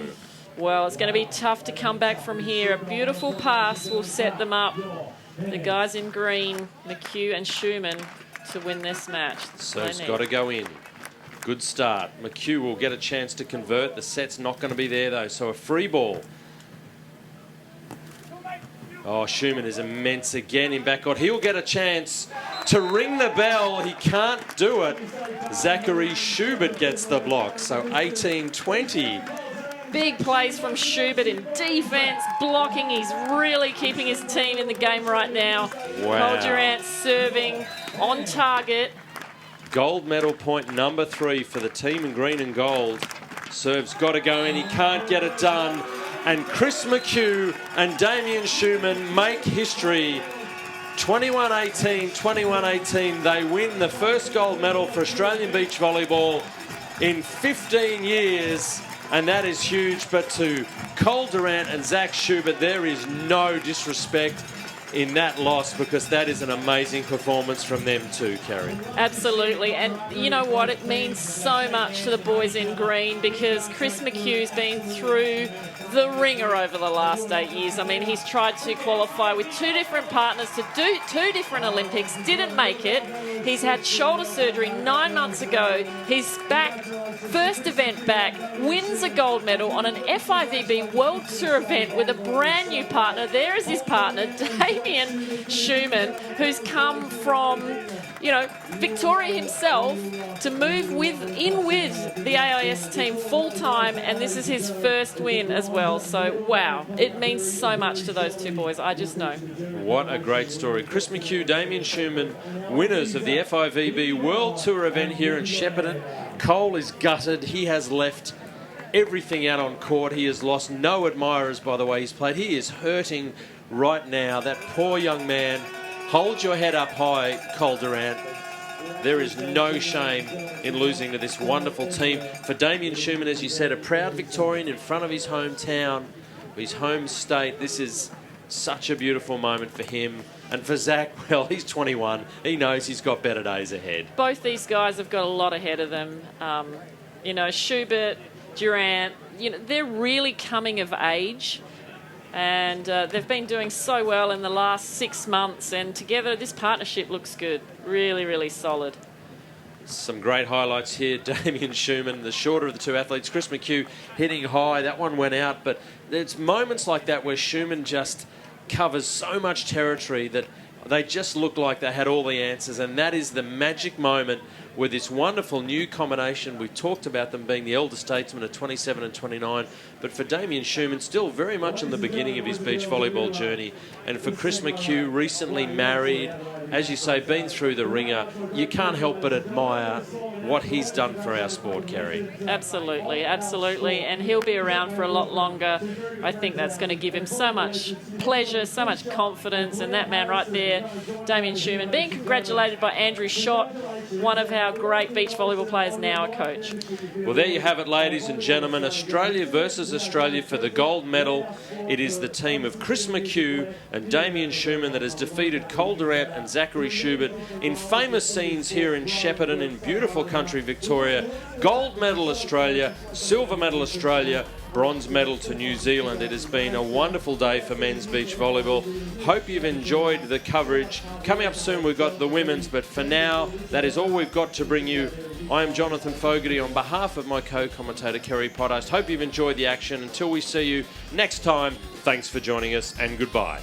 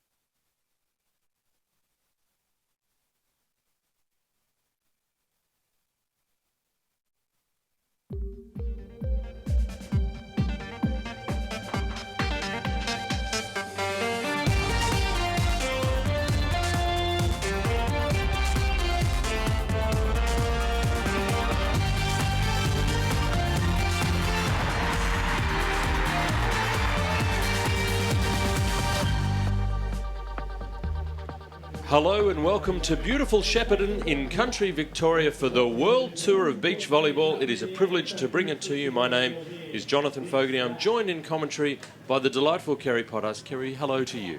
Hello, Jonathan, and hello, everybody, wherever you are around the world, because this weekend we have our first beach volleyball event here in Australia, first of two, and coming up now is the bronze medal women's match. Absolutely. We've got the Aussie girls in the bronze medal final. Phoebe Bell, Nikki Laird, a Rio Olympian, up against this unheralded German team of Leonie Kortzinger and Sandra Seyferth. So the Germans played some sneaky good balls. So for Bell and Laird, they'll be disappointed they didn't make the gold medal match. So they want to refocus and play really well for the bronze, Kerry. Yeah, it's always nice to finish the tournament with a win. So Germany on screen now.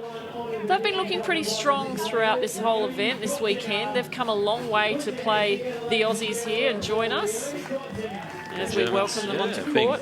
Welcome on the court. Leonie Kortzinger, the taller of the two, is 19 years of age. This is her partner coming out now, Sandra Seyferth, the 24 years of age. She'll play all of the defence, though for the Aussie girls, Phoebe Bell, 20 years of age, the Queensland, a bit of a phenomenon, really.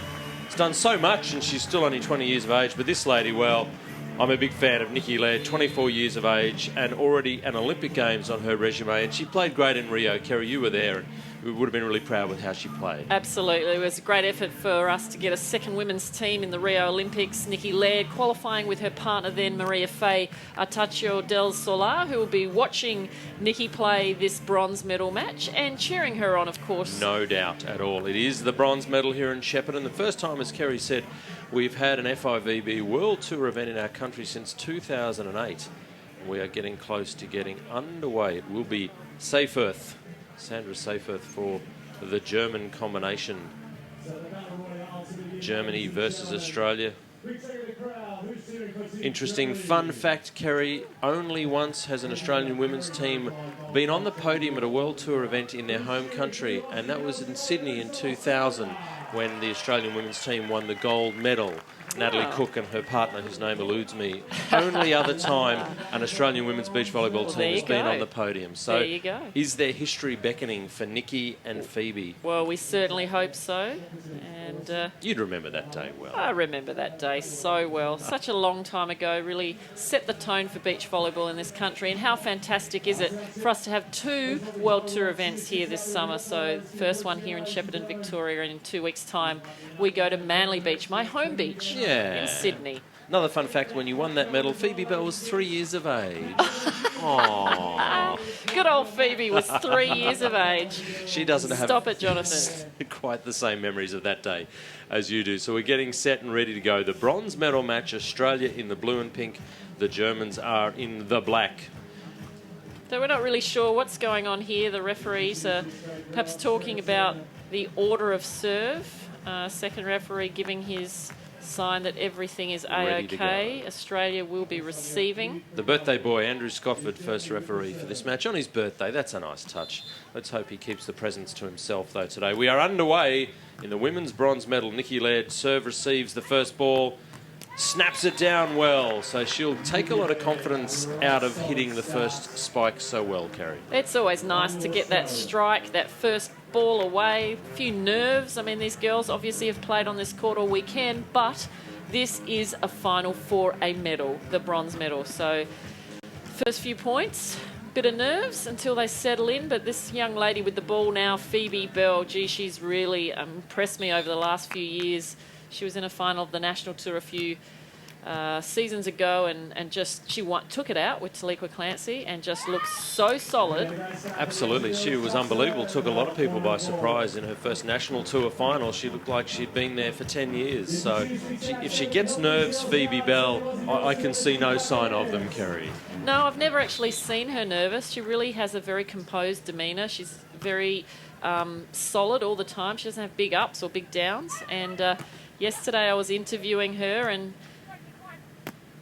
the question, nice roll shot from Nikki down the line. The question to Phoebe was, is there anything that, what's your pet peeve, anything that really annoys you? And she just could not think of anything. So she's not the type of person to get annoyed with things very easily, and that makes for a very solid composure on the court. Absolutely. Phoebe Bell again, the left-hander. just catching the net on the way through. Just for a moment, I thought it might have caught the line. In beach volleyball, folks, the serve allowed to touch the net on the way through, but still has to go into court, and didn't on that occasion. So Germany get their first point on the board, 1-3. This is Leonie Kortzinger, the taller of the two German ladies. She'll serve, and then she's got to get her skates on and get in there and block, and she doesn't get there in time. The attack from the Australians caught her a bit off guard, and Nikki will get a chance to get the ball back in her face, which is a nice recovery from Kortzinger. She did a nice job on the second attempt. Yeah, her job will be to be at the net, so she'll be serving and running to the net throughout this match, as does Nikki Laird from Australia. The big blockers, and they are serving each other right now.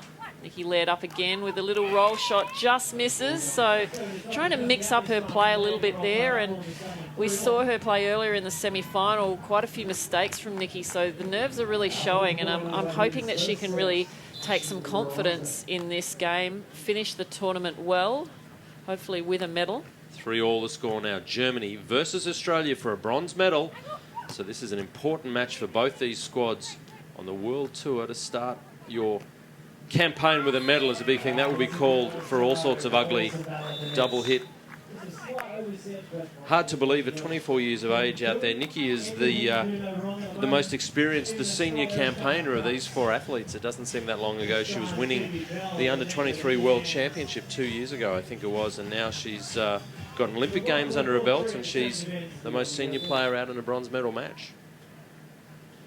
Well, let's hope she can create a few points here, and there's one with a nice flat float serve. So that's nice when the wind's at your back.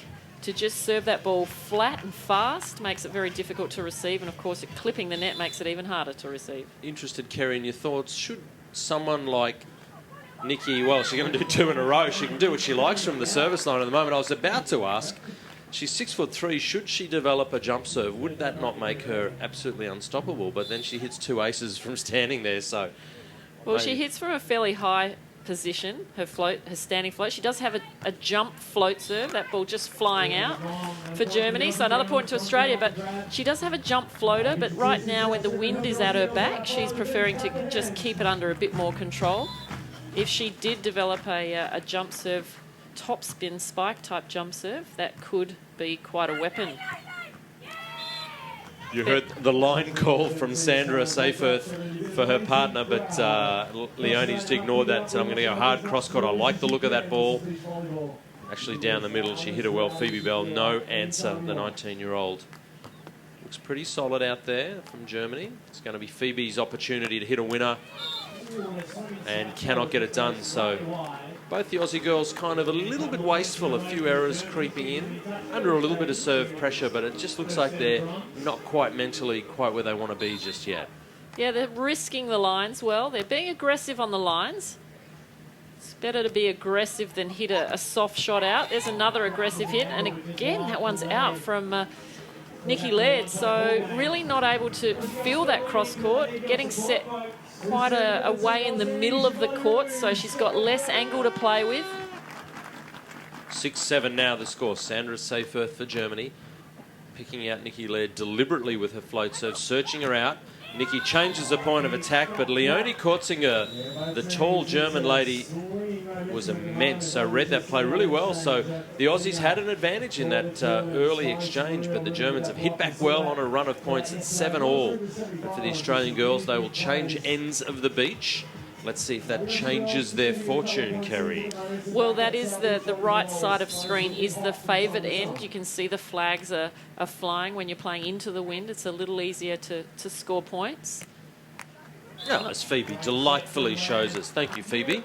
Yeah, she's a pretty solid little player, Phoebe Bell. She easily slows her arm down. She can hit hard. She can just play a really nice shot. She's left-handed, so sometimes that's a little harder to read as a defender.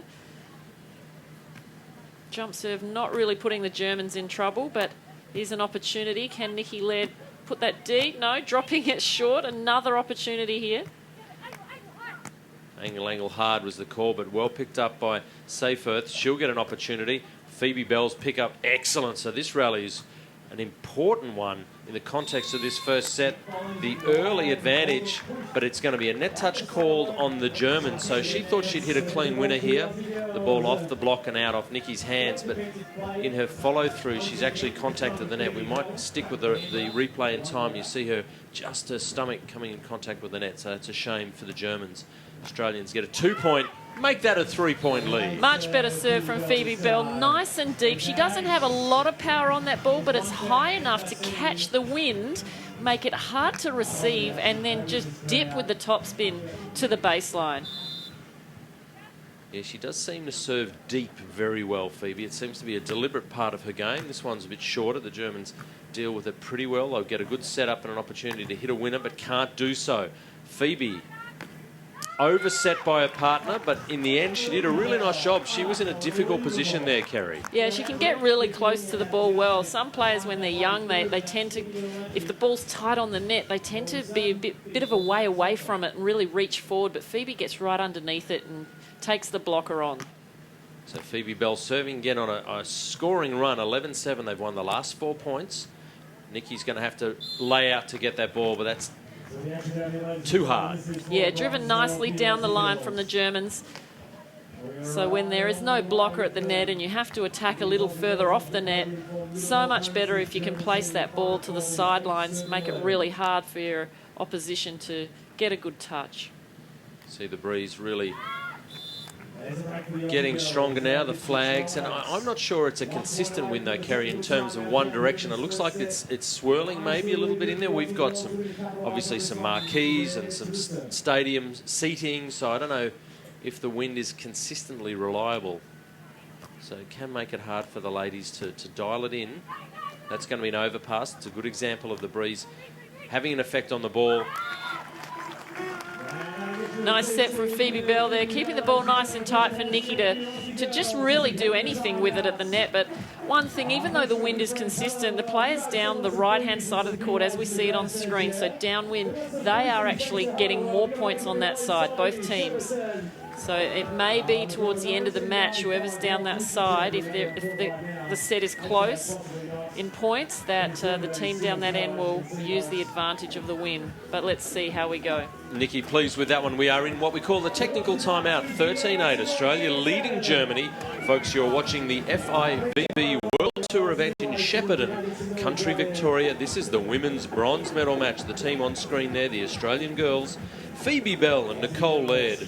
The Hello World Volleyroos, as we call them, they're up against an unheralded German team. Leonie Kortzinger and Sandra Seyferth have snuck their way, if you can believe that you can sneak your way to a bronze medal match, but they got under the radar and they beat some certainly higher ranked teams to get to this position. So they've had a good start to their World Tour for 2017. This German team have come down to the Southern Hemisphere and played some really nice volleyball this weekend.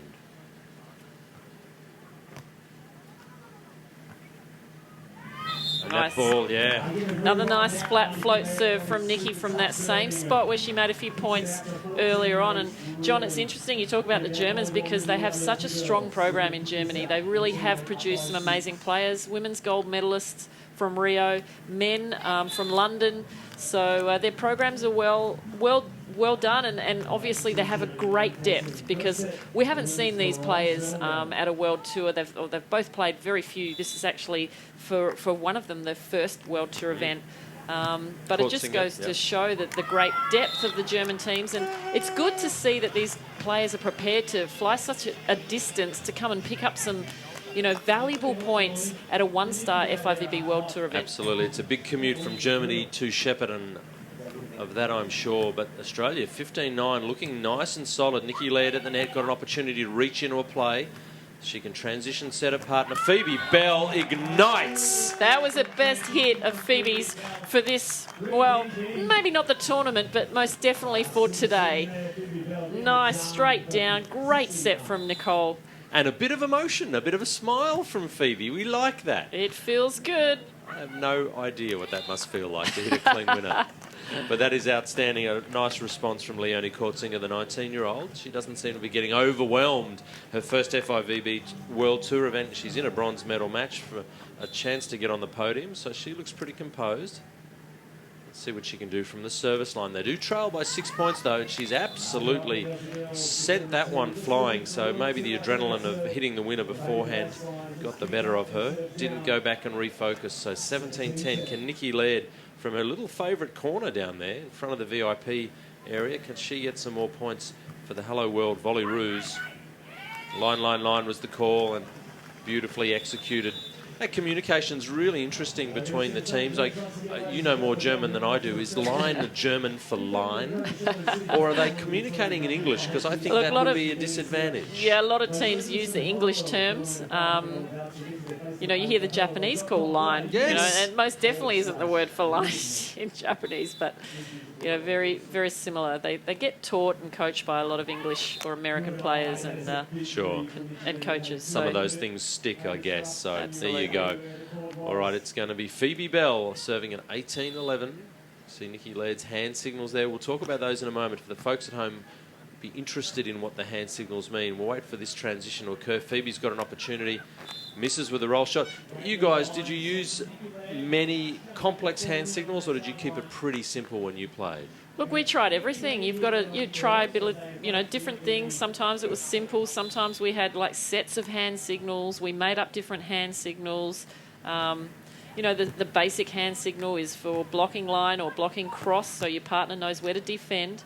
That's what Nikki just gave there at the net, telling Phoebe perhaps she was blocking line, and the Germans go over the top for their points. So, you know, the blocker's always got to be telling the defender what they're going to take out at the net, so the defender can then choose to go for the hard hit or the little shot around the block. All right, 13-18 now. Germany trailing by 5, but they've got the ball. This is Leonie Kortzinger, the 19-year-old. Once again, though, a little wasteful with a serve. Maybe that's experience, maybe it's the conditions, but too often she's made the tough play, then gone back to the service line and really not asked the Australians any questions. So this is a big moment for the Aussies. They've got maybe the first set within touching distance. That serve won't help either from Nikki Laird. So 14-19. We are going to 21, folks. The first team to 21 points with a 2-point margin will win this first set. So the Aussie girls serve receiving now. This is Sandra Seyferth serving. Again, Nikki Laird is their target. Phoebe Bell says, I'm going to take control of this first set. I'm going to bring up 6 set points. The Hello World Volley Ruse, Kerry, looking really solid in this first set. Absolutely. They have made a few mistakes, but, you know, that's just the nerves showing through, and to be able to still win by, or not quite win, but yes, win the first set with such an advantage, that'll give them a lot of confidence, and that should give Nikki a lot of confidence. That is most definitely the sharpest hit we have seen the entire weekend. That'll look great on replay. The overpass from Germany. Seyferth, when I was Kortzinger, I apologise, popped it up, and Nikki Laird, well, she just soared like a majestic swan or some other animal that jumps high and spikes volleyballs. Well done, Nikki Laird. Well done, Phoebe Bell. From the Australian perspective anyway, that's a really clinical start to the women's bronze medal final. They have won the first set, 21-14. Kortzinger, Seyferth, this young combination are regrouping. Here are some highlights, Kerry. That was probably not a great highlight for the Aussies. Some good blocking by the Germans, and they had their moments, but they let the Aussies get too many bunches of points. Yeah, absolutely, and they let them off with some of their serving errors too. So although the Australians made some attacking errors, the Germans made quite a few serving errors, which really didn't give them an opportunity to close the gap at any time throughout the first set. And some beautiful spiking moments, first from Phoebe Bell and then that final spike that you saw from Nikki Laird. So there you go. There we have it, the first set, 21-14. I have a feeling, though, that the Germans haven't really hit their stride yet in this game. I think that they could come out in the second set a lot harder, a lot stronger, perhaps more consistent. You know, they're taking the pressure off by making those service errors. Australia's not having to side out. So, you know, they're now starting on the good end. If they get a bit of a run here, they could put Nikki and Phoebe in some trouble, but Nikki and Phoebe just need to focus. Pass well. That's a good start. Nice roll shot. Well, welcome to the coverage wherever you are in the world, ladies and gentlemen. This is the FIVB World Tour of Beach Volleyball here in beautiful Shepparton in country Victoria in Australia. And it is the women's bronze medal final. The Australian combination of Phoebe Bell and Nicole Laird have won the first set over the German team of Leonie Kortzinger and Sandra Seyferth. The Australians on the left of screen at the moment. Spiking hard is Nikki Laird. She'll bring up a point for her team. The Aussie girls won the first one pretty comfortably. So as my co-commentator Kerry Potter said, the Germans have to leave that behind them and come out anew in the second set. We're just checking that it is Phoebe Bell to serve. There is the first referee, Mr. Andrew Scotford, with an iron vice-like grip on this match, as he always does. Phoebe Bell puts the serve into play at the younger Courtsinger. Got a chance now for a point. Swings hard and high and deep, so nicely done, Phoebe Bell. The serve didn't have a lot of sting on it, but the defence was well read by Phoebe.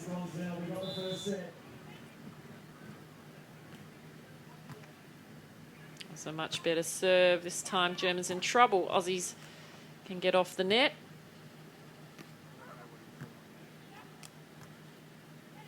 Seyfarth, can she hit a winner? Yeah, nice. She's been really solid all weekend. She's been the one that teams have tried to keep the ball away from, Kerry. Is the elder player, Sandra Seyfarth, the number 2 there.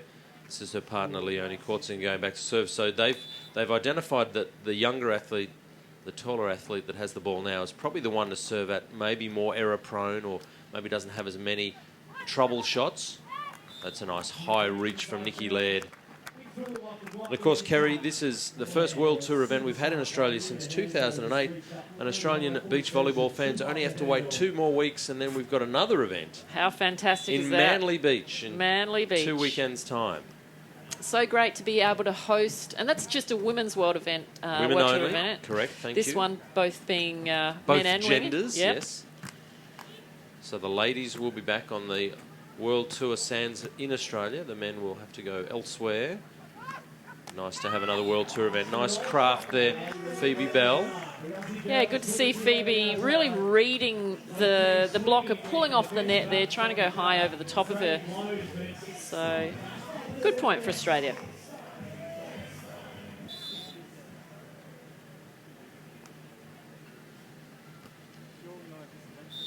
Nikki going for an ace down the line, not quite tagging the line, so they'll change end. You are watching the second set women's bronze medal match. Will it be a couple of bronzed Aussies, or will the Germans take home the 3rd spot on the podium? Well, right now the Aussies are looking, in my mind, a little bit more composed than the Germans, making a few less errors. Phoebe Bell probably the most composed out there at the moment. Nikki Laird working very hard. Oh, beautiful pass from Nikki to Phoebe on 2. But Phoebe's she's making no mistake of her attack. Like, I think she's had one error where she's just gone a little wide. But otherwise, she's playing solid, serving some good balls from that end, nice and deep. Just missing on There's a that mistake, occasion. putting a jinx on her. Australian women's beach volleyball, we've got quite a good record on the World Tour, Kerry. We've won 4 gold medals on the World Tour, 12 silvers and 18 bronze, and we've been 4th 22 times. So let's hope we don't get 4th a 23rd time. It'd be nice to add to that tally of 18 bronze medals. I suspect the lady sitting on my right, Kerry Potas, you probably own a number of those medals. Yeah. Other than Sydney, on the World Tour, put Olympics to one side if I may, what was the World Tour event result that you were most proud of? I think winning a silver medal in Norway. And Stavanger? Yes, Stavanger in Norway. That was a pretty awesome event. It was freezing cold. Yeah. Not as warm as it is for these players here today. But yeah, pretty incredible event where, as I said before, it's we play on in a harbour city, and that is a harbour city, and the weather can really be challenging there. So that was a good one. Natalie and I won that one. Very proud of that one. Oh, sorry, not one. Came second. Second, the silver medal. Yeah, very good. That ball floating out, so Australia have managed to put their foot down a little. They've gone down to the end of the beach on the right of screen. So at 8-4, the German ladies see a nasty trend developing. So they will call a timeout. Australia 1 set to love up and leading 8-4. And Nikki and Phoebe look really composed. Their semi-final that they lost to put them into the bronze medal match, they wouldn't have been pleased with how they played, Kerry. No, absolutely. It probably was one of the worst matches of this tournament for them, but great to come back in the bronze medal match and be playing so much more solid. They're playing with, see them laughing, having fun and smiling about their play, and you know, looking focused, looking composed. They're not doing anything too much. They're doing enough right now. Absolutely see the German girls. Well, they've called the timeout, so they've gone back in to compose themselves, maybe talk about their tactics and their approach, get a bit of hydration on board. It is breezy, which is keeping the temperature down, but the sun is absolutely shining down on Shepparton, and it looks an absolute postcard. Regional Victoria, regional Australia has really opened its arms to beach volleyball and the FIVB World Tour, and it's been an absolute delight and privilege to be here in Shepparton. We've had a great time. Nikki Laird serving at 8-4 will send that ball long, unfortunately. That was So the timeout only worked. just out. Well, only just out by a matter of centimetres, that one. Looked like the wind was going to drop that one down, but unlucky for Nikki there. Well left by the German ladies. So 5-8, they're close enough if they're good enough. Nikki Laird using the hands to set Phoebe Bell. Gave her a good ball, but she couldn't hit the winner, so Seyferth's going to return it. Nikki takes the three-quarter pace shot, and Phoebe a little bit wasteful. Going for the second ball, and really was only a three-quarter pace at best. And that's an element of her game that she probably wants to tighten up a little bit. So I think the Aussie girls... Yep, no, it's a side change. I beg your pardon, 6-8. So every 7 points scored, the athletes' change ends. So Sandra Seyferth, the 24-year-old, representing Germany.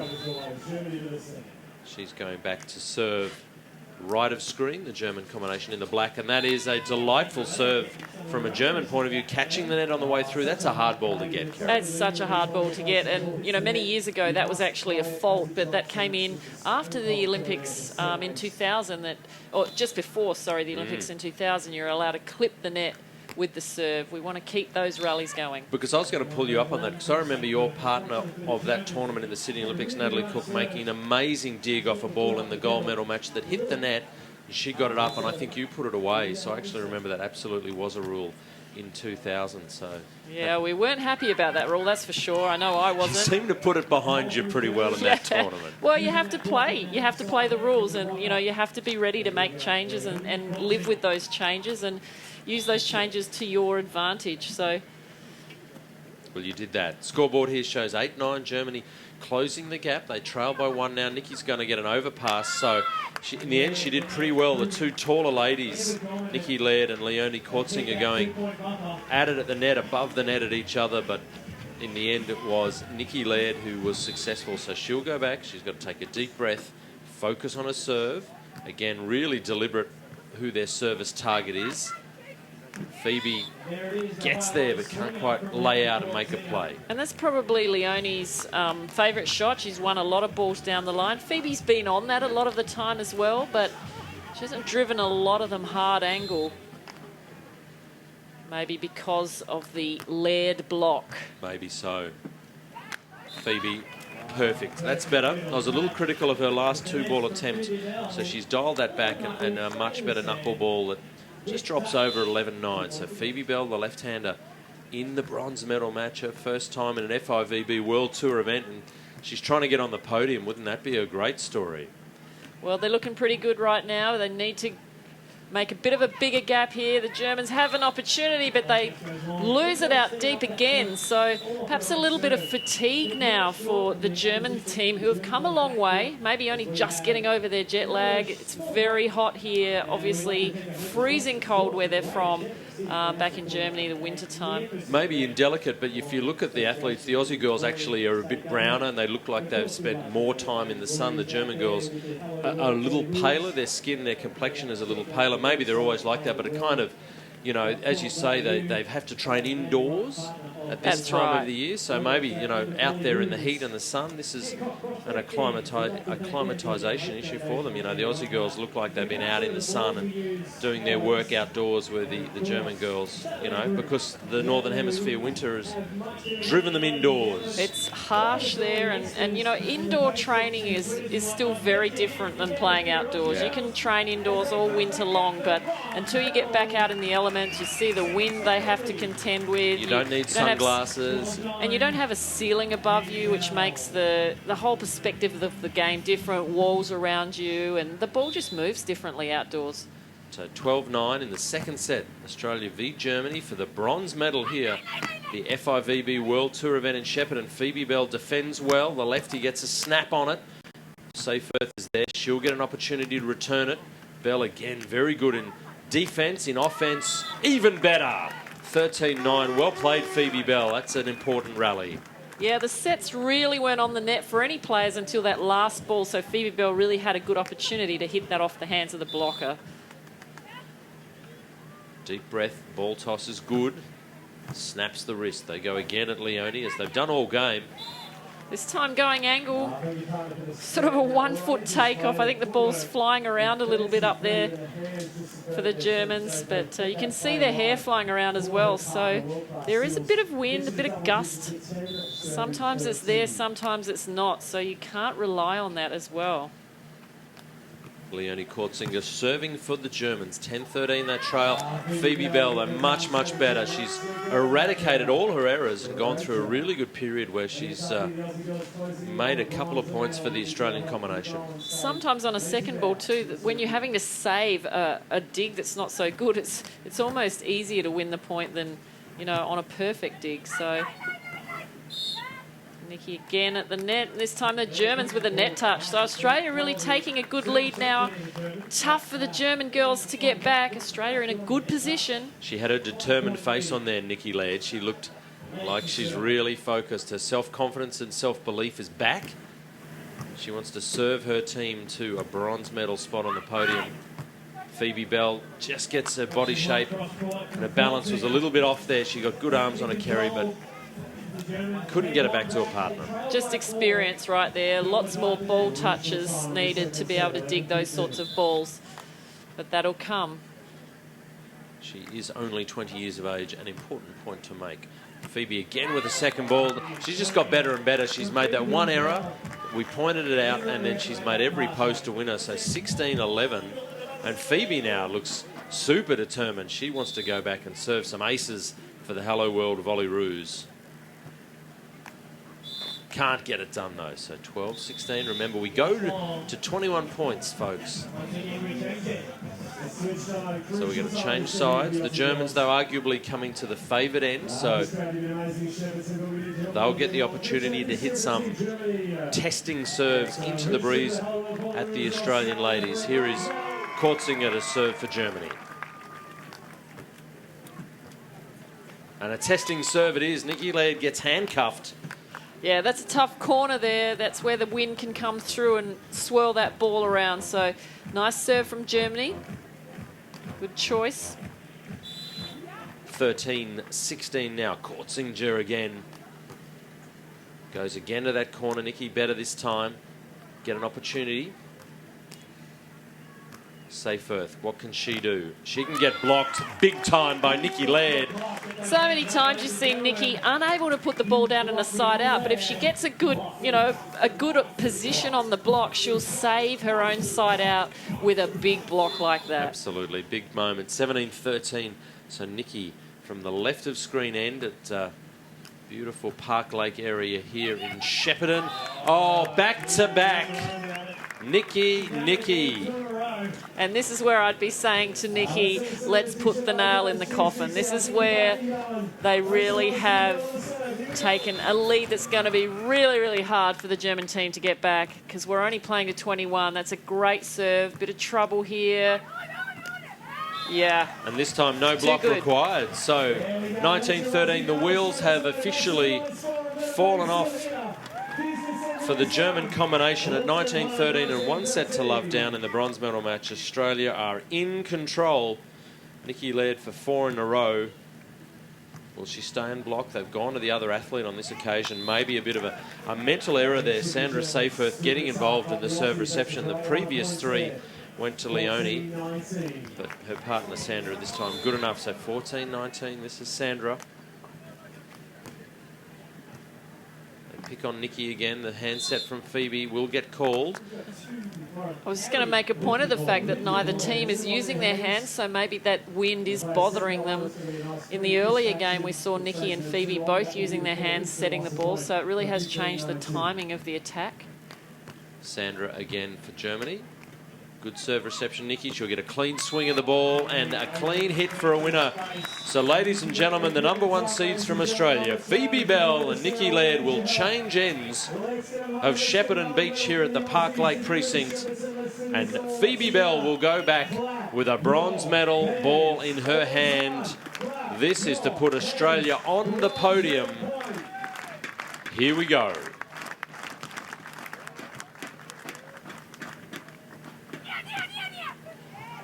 But the Germans have a little bit of fight left in them.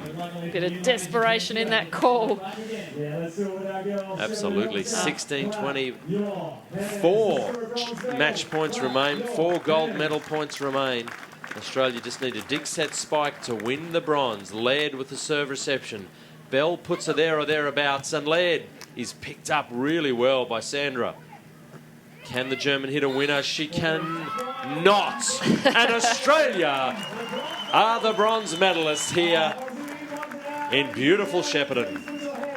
Kerry, that's a great result. Yeah, great result for these girls. They were so disappointed in the morning. They really didn't have their best game in the semi-finals. They came back out. They recouped. They brought some more confidence out there, and they were just able to do the job. Probably not their best job. It's the first time these two have played together. I'm sure that they have so much more that they can improve on, but they have a bronze medal. They have a World Tour FIVB bronze medal. You can never take that away from them. Congratulations, Kortzinger and Seyferth from Germany. They came in under the radar. Good to see the rest of the Hello World Volleyroos squad getting around the girls to congratulate them.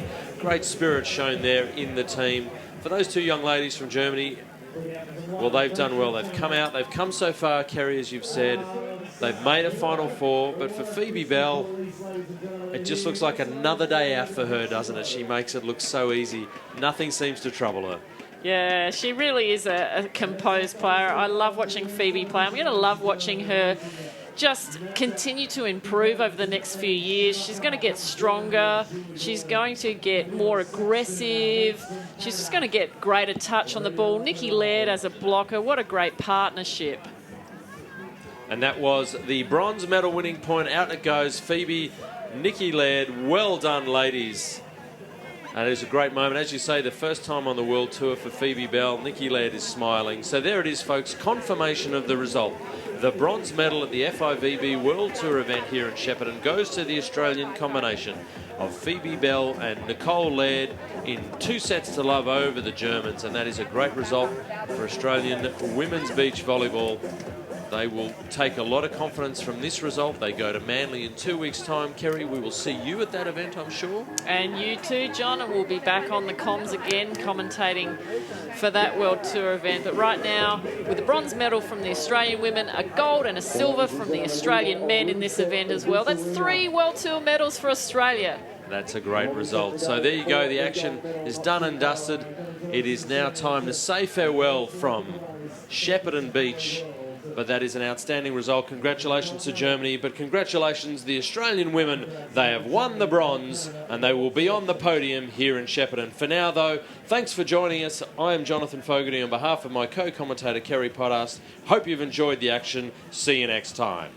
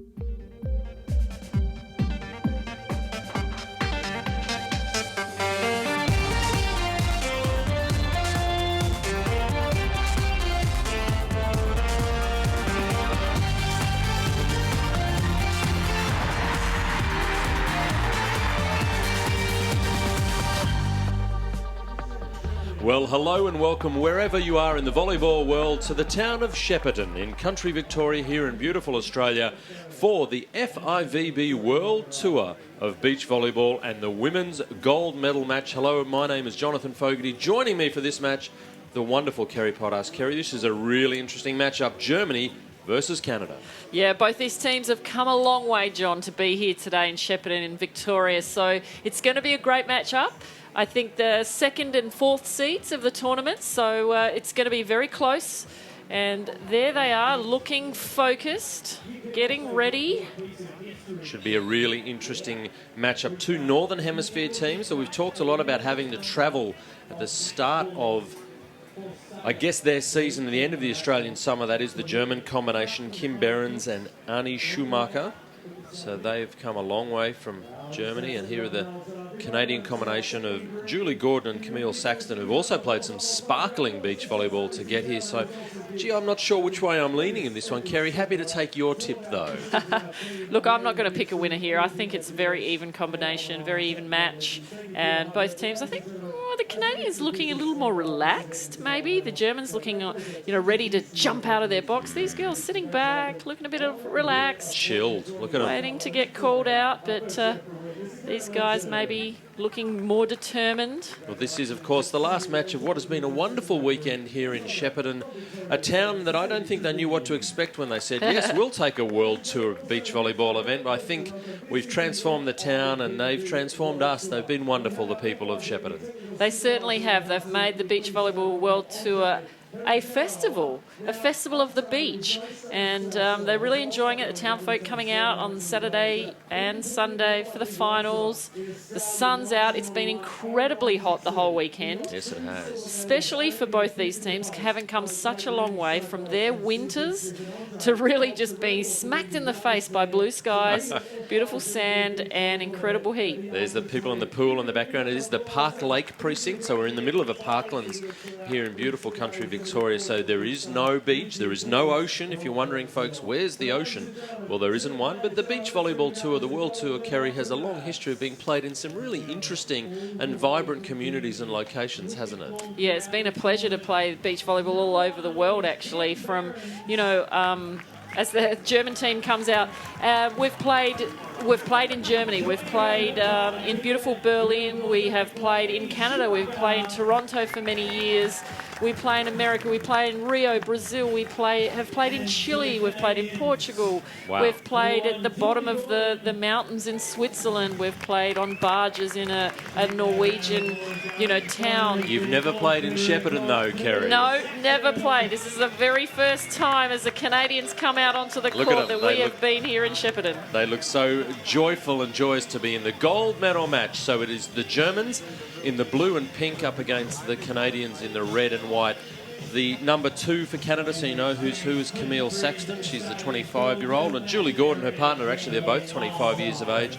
For the Germans, the number 2 there is Annie Schumacher, and Kim Behrens is her partner. She'll be wearing the number 1. This is Julie Gordon, hometown in Ontario, and she's going to get us underway in the gold medal match at the World Tour of Beach Volleyball here in Shepparton. Best of 3 sets, you win 2 sets, you are on top of the podium. It is your anthem, Kerry Potas, that's playing, and that is surely the best moment in sport. Yeah, there's nothing better than winning an event. I mean, everybody would say that. But, silver's pretty good too. So both these teams will be really pleased to be playing off in the final. And 2 very clinical side-outs to start us off. Germany had a great side-out. Canada there, even though the set wasn't great, the hit was terrific to the sideline. So both teams already putting the ball into play and being very precise. Absolutely. Good crowd in all around the court. The people of Shepparton have really, they've really opened their arms. We've had a great weekend.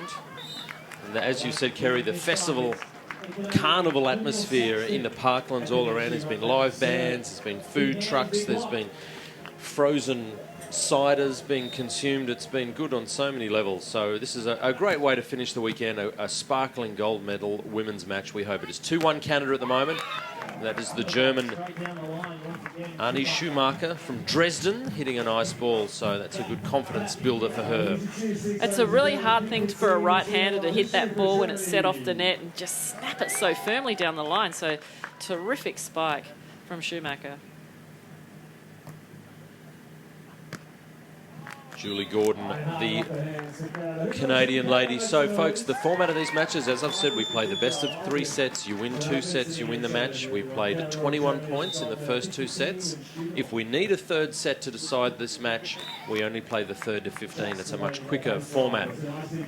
So you see the scoreboard currently 3-all now, and it ticks over really quickly, Kerry. Point per rally, so that there's no dull moments on the scoreboard. Absolutely not. You can lose a few points in a row, but very quickly you can gain them back. So nice little play on 2 there. So the Canadians in a little bit of trouble on the pass, but able to be athletic at the net and place the ball into the corner. Not one specific athlete has really established themselves as dominant so far. All 4 of them have hit clean winners now. You know, they've all kind of look like they're in the groove, so waiting to see, is there someone going to grab this game by the scruff of the neck? Probably Camille Saxton from the service line. That's a real gutsy serve there from the middle to the middle, the shortest angle. She's got the wind behind her. She hit that really low and flat. Another good serve, keeping it deep. Well handled by Germany. Oh, really well handled by Germany. Good dig set spike, so that's a nice response. You know, you're going to get aced, aren't you, Kerry? These ladies are so skilled. If you get aced by someone, you've got to say, well played, and you've got to just get on to the next one. Absolutely. With only 2 people out there covering the court, a hard serve floating around, splitting the 2 just like that through the middle, making it very difficult to decide whose ball it's going to be. That's the sort of serving that's going to make points. All right, 5-all, locked up again. Here we are in the middle of Shepparton, in the middle of regional Victoria. And gee, Victorians, I mean, they love their sport. If you're watching around the world, you might not understand the Victorian sporting ethos. It's one of the states in Australia, but they are so passionate about their sport, and they've supported us really well. Another tough serve again. So both teams really coming out confidently out from the gates and really banging their serves, whether they're flat float serves or hard topspin serves. That's a nice flat float, just clipping the top of the net though. 6-7. We talk about the scoring format as point per rally, folks, and what that means is every time the ball is served, someone gets a point. So you make a service error like that, you give the ball back to the opposition to have a serve with, but you also put a point on their scoreboard. So serving can be a double-edged sword. This is a nice setup. Canada looking really composed. In the end, it was Julie Gordon. She's the one in the visor. Yeah, not needing to use a hard hit on that occasion, so just able to place the ball off the top of the hands of the blocker. This is her partner, Camille Saxton. She's doing all of the blocking for Canada. Julie Gordon will be doing all of the defence. You played in a team that predominantly, you always blocked, your partner always played defence in your early days, but as you got later in your career, you kind of had to change your role. Was that difficult being an always blocker into having to play a bit more defence, or was that an easy transition? Well, look, it's interesting because you often see the taller players do most of the blocking. So in the beginning of my career, yes, I was the taller player with my partner, Annette Heigenstollen. I did most of the blocking. Then teaming up with Natalie Cook, we did the switch. And I actually prefer the switch because you don't have to run to the net after you serve.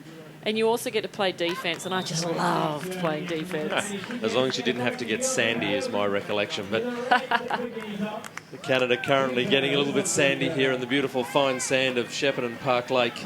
10-7. They are in control at the moment. A 3-point lead is good. This is Julie Gordon serving right of screen, going at the German combination, but that's a handy little roll shot. The number 2, that's Arnie Schumacher hitting the winner there. So 8-10. Schumacher, Behrens, the Germans. This is Kim Behrens with the ball. You are watching the gold medal match in the FIVB World Tour of Beach Volleyball here in Shepparton. And for viewers at home who may not know, but this is the first time Australia has hosted a World Tour of Beach Volleyball event since 2008, where we had it on Glenelg Beach in South Australia. It seems like a long time ago, Kerry. Nice for Australian sports fans to see the World Tour back on our home sand. Yep, and we have not only one World Tour event, we have 2 World Tour events this month here in Australia. So coming up in a couple of weeks, we're on Manly Beach, my home beach, with the women only. And this event, as we know, in Shepparton has been men and women. So women only in 2 weeks' time at Manly. 2 World Tour events in 1 year. Incredible work by Volleyball Australia putting these 2 events on. Absolutely, and all of their supporters. Seems crazy. We waited 8 years to get one. We wait 2 weeks to get another one. So, you know. Well, we couldn't do it without our sponsors. Hello World have been a fantastic sponsor. You know, Shepparton Council have been amazing having us here. The Georgina Hope Foundation. We've got so many amazing supporters that help us put these events on. And our Hello World Volleyroos, that is our national team, the Volleyroos, they are so happy to have been able to compete in this event. And again, the girls next week. Absolutely. The good news story there, of course, is the Australian women's team of Nicole Laird. Phoebe Bell won the bronze medal, so we'll see the Aussie women on the podium. Great story in the men's is that 2 men's teams, the Australian Volleyroos men's squad, are on the gold and silver positions on the podium. So that's a great result for Australian volleyball. This is an international event, though, folks, so that's why you're seeing a gold medal match with 2 Northern Hemisphere teams, Canada leading Germany 12-9, and we talked about how calm and composed the Canadians looked at the start of the match. Nothing has changed at 12-9 in. Yeah, they're actually looking pretty confident in my mind. The Germans, they're confident. They were looking a little edgy in the beginning, but hey, that's just my observation. But the Canadians looking quite calm and confident. This is Julie Gordon, one of my favourite spikers of the beach volleyball this weekend. The way she spikes the ball is so powerful, quite a dynamic hitter of the ball. And that was a great spike there from Germany. That was a nice back play, so the spiker choosing to run around the setter and hit from behind through the middle of the court. And great skills shown. Schumacher, the German, hitting that winner away. So this is Kim Behrens, though, serving. And her partner Schumacher at the net, so both the German ladies combining well. Good serving skills, good blocking skills, so the team, good cohesion. They get back to 11-12. So you talked about that, Kerry, in this point per rally format. You can close the gap pretty quickly. If you give your opposition a bit of a gap, you can also close it pretty quickly as well. Absolutely, some tough serving there from Germany, really making it difficult. Nice read in the defence by Behrens, and also by Julie Gordon from Canada. Goes deep. Can she get it in? Yes, she does. So that was a good save. The set was tight, but she was able to put it in a place where the Germans weren't. Yeah, they looked like they ran out of petrol, a guts defensive play, and then the ball just floated into the corner. I think both of the German ladies couldn't believe that they could get there. They didn't make an effort after it. So 13-11. This is Camille Saxton for Canada going a little bit too long on the jump serve. The breeze seems to have kind of calmed down a bit. It's fluky. It's coming from the side sometimes and it swings around. So hard to get a read on the conditions, Kerry, as to where the best place to serve is at the moment. Yeah, we like to serve into the wind as much as we can. And if there's a bit of a crosswind, we try and serve into the crosswind rather than with the crosswind. Just helps keep the ball in play, especially if you've got a top spin serve. All right, so Julie Gordon going back to the service line for Canada. The women's gold medal match. We are in Shepparton in country Victoria. Hope you're enjoying the coverage wherever you are watching. It is a beautiful sunny day. The weather has been so kind, Kerry, and the volleyball has sparkled as a result. Just like that. Wow, some big hitting from Canada in that point. Both girls really hammering it home. Too much heat for Germany. Talked about Julie Gordon being a dynamic spiker of the ball. That was her partner Camille Saxton on that occasion, absolutely snapping the ball down. So they look in top form, the 2 Canadian ladies hitting a heavy ball here today. Germany going back at them though. Boy, this is really warming up nicely, this match. That ball's going to go out, so good patience. Julie Gordon watching it go. So Canada will change ends in the ascendancy. 16-12 now in their favour. We only go to 21, folks, so Canada getting their nose in front at the right time. For the Germans, Behrens and Schumacher, they need to close that gap again. We've seen they can do it. See if they can serve, receive well on this occasion. Gosh, they put themselves under all sorts of pressure and they cannot. 17-12. Yeah, well, the Canadians now have the better end in terms of serving in there. Germany decide to take a timeout. They know they're 5 points down. That's a big deficit to be down when you're on probably the non-favoured end of the court. You're having to play with the wind at your back. Good to see the girls can laugh about everything that's happening. The court attendants open the umbrella, almost wiping them out, but they saw the funny side of that. I love the fact that we don't have prima donnas in our sport, Kerry. You know, that some sports perhaps the athletes are a little bit more precious, but ours seem pretty down to earth. Yeah, most of them probably. There's always a few. Most of them. Oh, maybe I was one. No. I did not expect that, Kerry. No, Look at you. just kidding. You've grown as a person.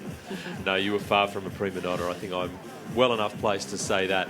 17-12 now, the German ladies. Look, they look relaxed and happy. I'm not sure if it's a grimace or a smile sometimes you see on the athletes' faces, but all through the weekend, we've talked about it a little bit, Kerry. It's been quite hot in Shepparton, and some of the Northern Hemisphere athletes have really, I think, been a bit shocked at coming out of their Northern Hemisphere winter into the Australian summer, and country Victoria has it's been hotter than they were expecting, I think. Well, it's hard to imagine any players of this sport coming from a snowy conditions. Obviously, they're training indoors during the winter, but coming from the freezing cold below zero to coming to 35 degrees and probably closer to 40, I think it was yesterday on the court, the dry sand. But overnight we had a big dump of rain, really hardened up the surface, so the surface is quite nice to jump out of. It's a little bit harder, and the players are really getting up high and getting some good heat on the ball. Absolutely. 13-17, that was the point the German combination needed. Now the overpass will give them a blocking opportunity, and it is handled well. Arnie Schumacher, the number 2, you could just see that pass from the Canadian lady, just sat right up on the net, and the blocker really comes into their own if you put it into their zone. So nice mini comeback, Germany. 14-17, they still trail by 3. This is the gold medal match on the FIVB Beach Volleyball World Tour.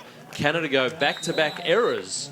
Another skill error there. So 15-17, they're going to call a timeout. So there you go. In the twinkle of an eye, 3 points slip towards Germany, and they will hopefully not be wiped out by the Hello World umbrella on this occasion. And the smiles maybe not quite on the faces of the Canadians this time. No, they wouldn't be happy with themselves. There are a few opportunities there that they had. They really should have taken advantage of those points that they've got on the better end, the more favoured end. But Germany taking advantage. And, this game can flip within 5 minutes. We could see Germany take this set out if the Canadians can't keep their lead. Yeah, momentum seems to swing. So that's why the athletes, folks, you'll see they've got the opportunity to call a timeout. So a team can kind of look at the game situation and say there is a run of points going against us. We're making simple skill errors like that one on that occasion. Julie Gordon uncharacteristically missing by a long way. So they use the timeout very much as a way to break the run of points and change the flow of the game. 15-17, the Germans at the service line again.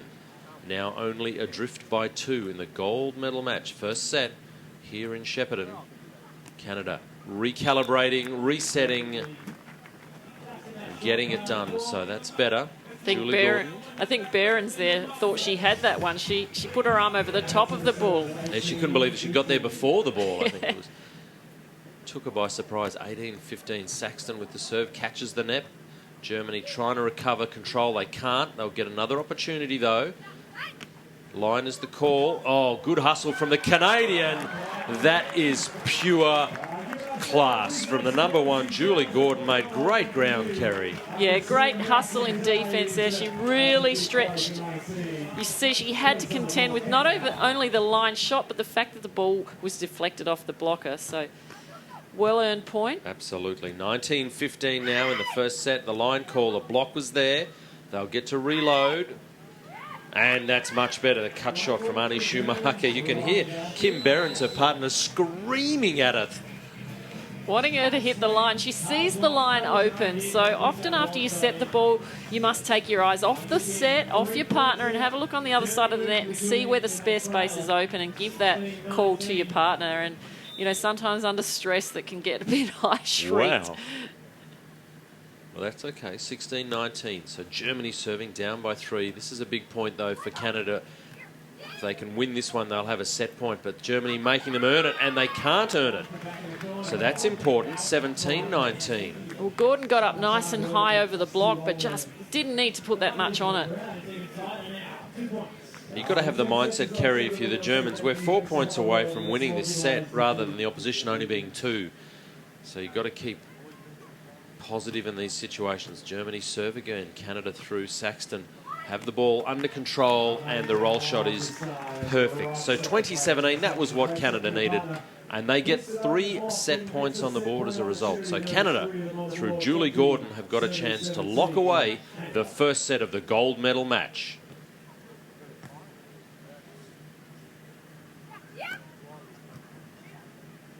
Opportunity knocks. Julie Gordon can't answer.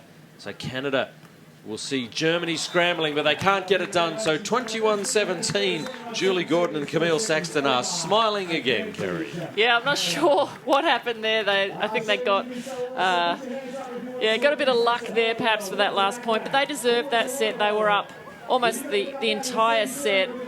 They had a bit of trouble. Germany pushed back towards the end, and they'll need that momentum. Germany will need that momentum if they've got a chance of taking out this second set. Yeah, absolutely. I think Germany can take a lot from that. We're seeing some highlights there. It was a good jump serve ace down the middle. German ladies hustled and they hit some good shots. But I think you made the point well, Kerry, that in the early stages of that first set, they just gave Canada too many cheap points, made a few too many errors. But there's good signs there for Germany. If you're a German fan, stick around, folks. The gold medal match is far from over. Canada, yes, Julie Gordon and Camille Saxton have taken the first set, 21-17. There is confirmation of the score. Gordon, Saxton, they are our number 2 seeds. Of course, the number 1 seeds were the Australian team of Bell and Laird. You've seen them get the bronze medal. So the number 2 seeds were seeded to make the final, and they have, so well done. But the number 4 seeds of Behrens and Schumacher, well, they have played better than their seeding to make the final at the very least. And they are starting with the ball down the favoured end. So this is Kim Behrens for Germany, getting us underway in the second set. Hope you're enjoying the action wherever you are. You are in the Shepparton area of regional Victoria here in Australia. Our first FIVB World Tour event for a very long time. We've taken it to the people, we've taken it to country Victoria, and they've embraced us. It's been a wonderful carnival atmosphere for 3 days here. And we are in our final match for the weekend, the women's gold medal match. Massive block. Camille Saxton just waited. Good timing, Kerry. Great timing. That was a hard play to block. The back play, so the spiker went behind the setter to hit that. Germans are still pretty happy about it, though. They're going to need to do something a little bit better than that to take out this second set. Nice touch in defence, but just too good. That was a nice line shot from Germany.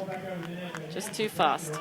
Yeah, but still, again, the Canadian ladies showing that you've got to do really well to get the ball down on the sand, because they got not only a first touch but a second touch on the ball, so showing good desperation even in losing the point. Kerry, that's a good sign if they're still getting touches even when they lose the rally. Kaboom, Saxton. When their pass and set is on, the Canadians are looking really, really strong. And if they're set a little bit too tight to the net, Germany just have too good a block. So when that set is off the net, just within a metre distance from the net, both girls can really bang it down hard. Camille Saxton, 25 years of age, from Calgary. Hello to all the people watching in Calgary. I'm sure plenty are tuned in to see the Canadian girls in a gold medal tussle against Germany. That's a nice cross-court swing, though. The German girls, via Annie Schumacher, gives herself warm applause. Why not? It's going to be Kim Behrens going back to the service line for the German combination. They trail 2-3, but also, importantly, 1-0. Canada have that lead. Have we got one more set of beach volleyball for Shepparton, or maybe 2? Let's see, good rally forming. Germany, Canada this time. Schumacher, nice and composed. Kerry, when you get blocked like that, you've got the opportunity straight away to make amends. It's important you don't get out of shape, isn't it? Yeah, it's important that you stay back from the ball, because you're obviously still close to the net, so you need to make your way off the net a little bit, so you've got a bit of a run-up. All right, Germany jump serving sadly into the net. You'll see the athletes now change ends. They change ends every 7 points scored, just to kind of even out whatever the weather conditions are doing. We've said it's been very hot. The sand has been very, very hot. Not nearly as hot today, but certainly the breeze has come in today, and that's added a dimension to the game play, Kerry, that the ladies have had to adjust to. Yeah, we didn't have a breeze at all yesterday. But today there's a nice little breeze, which sometimes is a little bit odd because you've got the tents, you've got the grandstands, and it really sends the wind swirling in from the corners of the court. So there may be an area that you can serve into nice and high and deep into one of those corners that can cause a bit of strife for the passer. So 4-all now. This is Germany in the blue and pink. That's a nice serve. That's a beautiful flat serve. I was going to say, when the wind's behind you and coming at your back like Germany have right now, serving it low and flat is the right serve to do, and beautifully placed down the line in the corner there. And an easy point as a result. You want a few of those. That'll build your confidence as a team. Opportunity for Behrens. She's blocked. Oh, and the reflex action there, Annie Schumacher, if she had her time again, I think she'd probably try and just bump that ball up for a partner. Kind of a rush of blood to the head. She tried to Shazam the ball straight back over, and it went fairly badly for her. So 5-all now the score.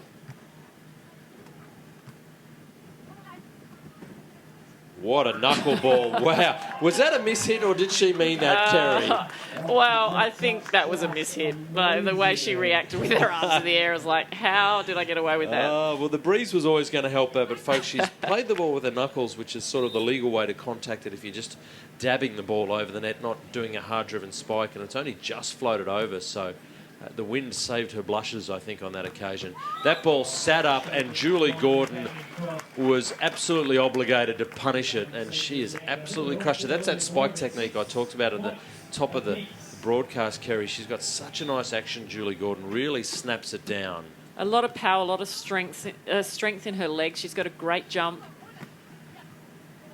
Here she goes again. A bit further off the net this time. Won't get the opportunity to hit it as well, but gosh, that didn't seem to stop her. Yeah, great position through the middle of the court. So when the blocker retrieves off the net, the best place to bang that ball if you're going hard and you can't hit it straight down is deep middle, and put them in a fiddle. That's what they look at you. Wow. Isn't that one of your sayings, John? That's also not one of mine. I'm not that wise or poetic. 7-6 Canada with the merest of leads. Oh, one hell of an up from Julie Gordon down the line, but couldn't. Oh, don't you hate that? You make the great defensive play, Kez. Yeah, she made it look so easy, but that defence was such a big run for her. She had to hit the ground and then get up and try and swing on that ball. So these players have been playing all weekend in the heat. It's very hot out there.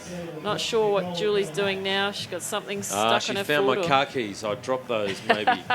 There they are.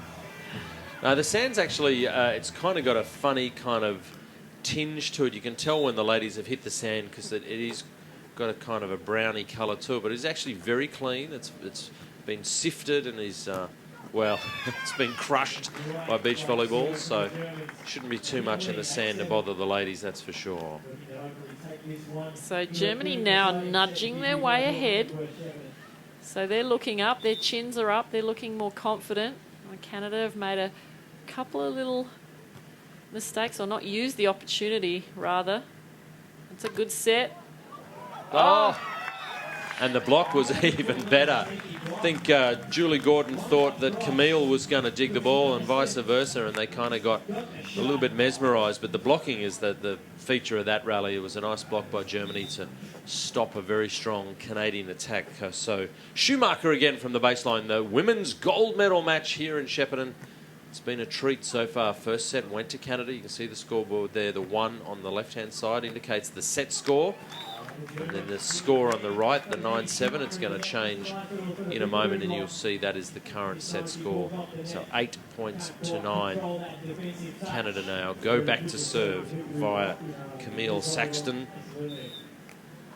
So Canada really need to hold on to this here. Germany are pushing them hard. If they want to take out this second set and the gold medal, they have to stay focused, not try and do anything too much. Beautiful, wonderful, like fluid that. beach volleyball. Wow. Camille Saxton doing such a great job to retrieve a ball back over her head into the corner. Athletic enough to pivot and get her spike approach right.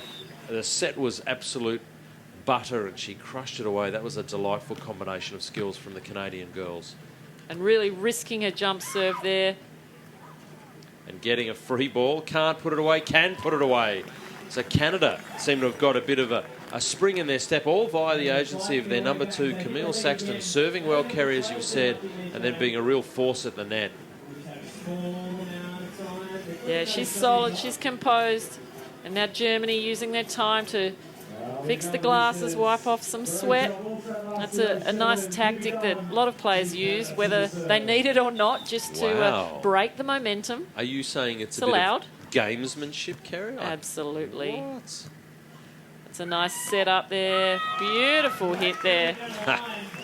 And some good passion shown there. That was Arnie Schumacher. Really enjoyed that. Came back and sort of brought the passion back to her combination. Said, come on, we need a few more like that. So 10-all. They're absolutely neck and neck in this second set. A must-win set for Germany. The gold medal matchup between these two nations.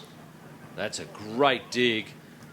Outstanding. Julie Gordon's going to get an opportunity again. This time she had a sneaky peek. Great technical skills there to look away from the ball, to look at the defence, look back to the ball and hit the winner. She's got such a fast arm as well. So sometimes when you think that there's no way she can hit a fast, flat shot from where she's getting set, she's still able to do it. So terrific risk-taking by Julie Gordon there from Canada. Well-earned point.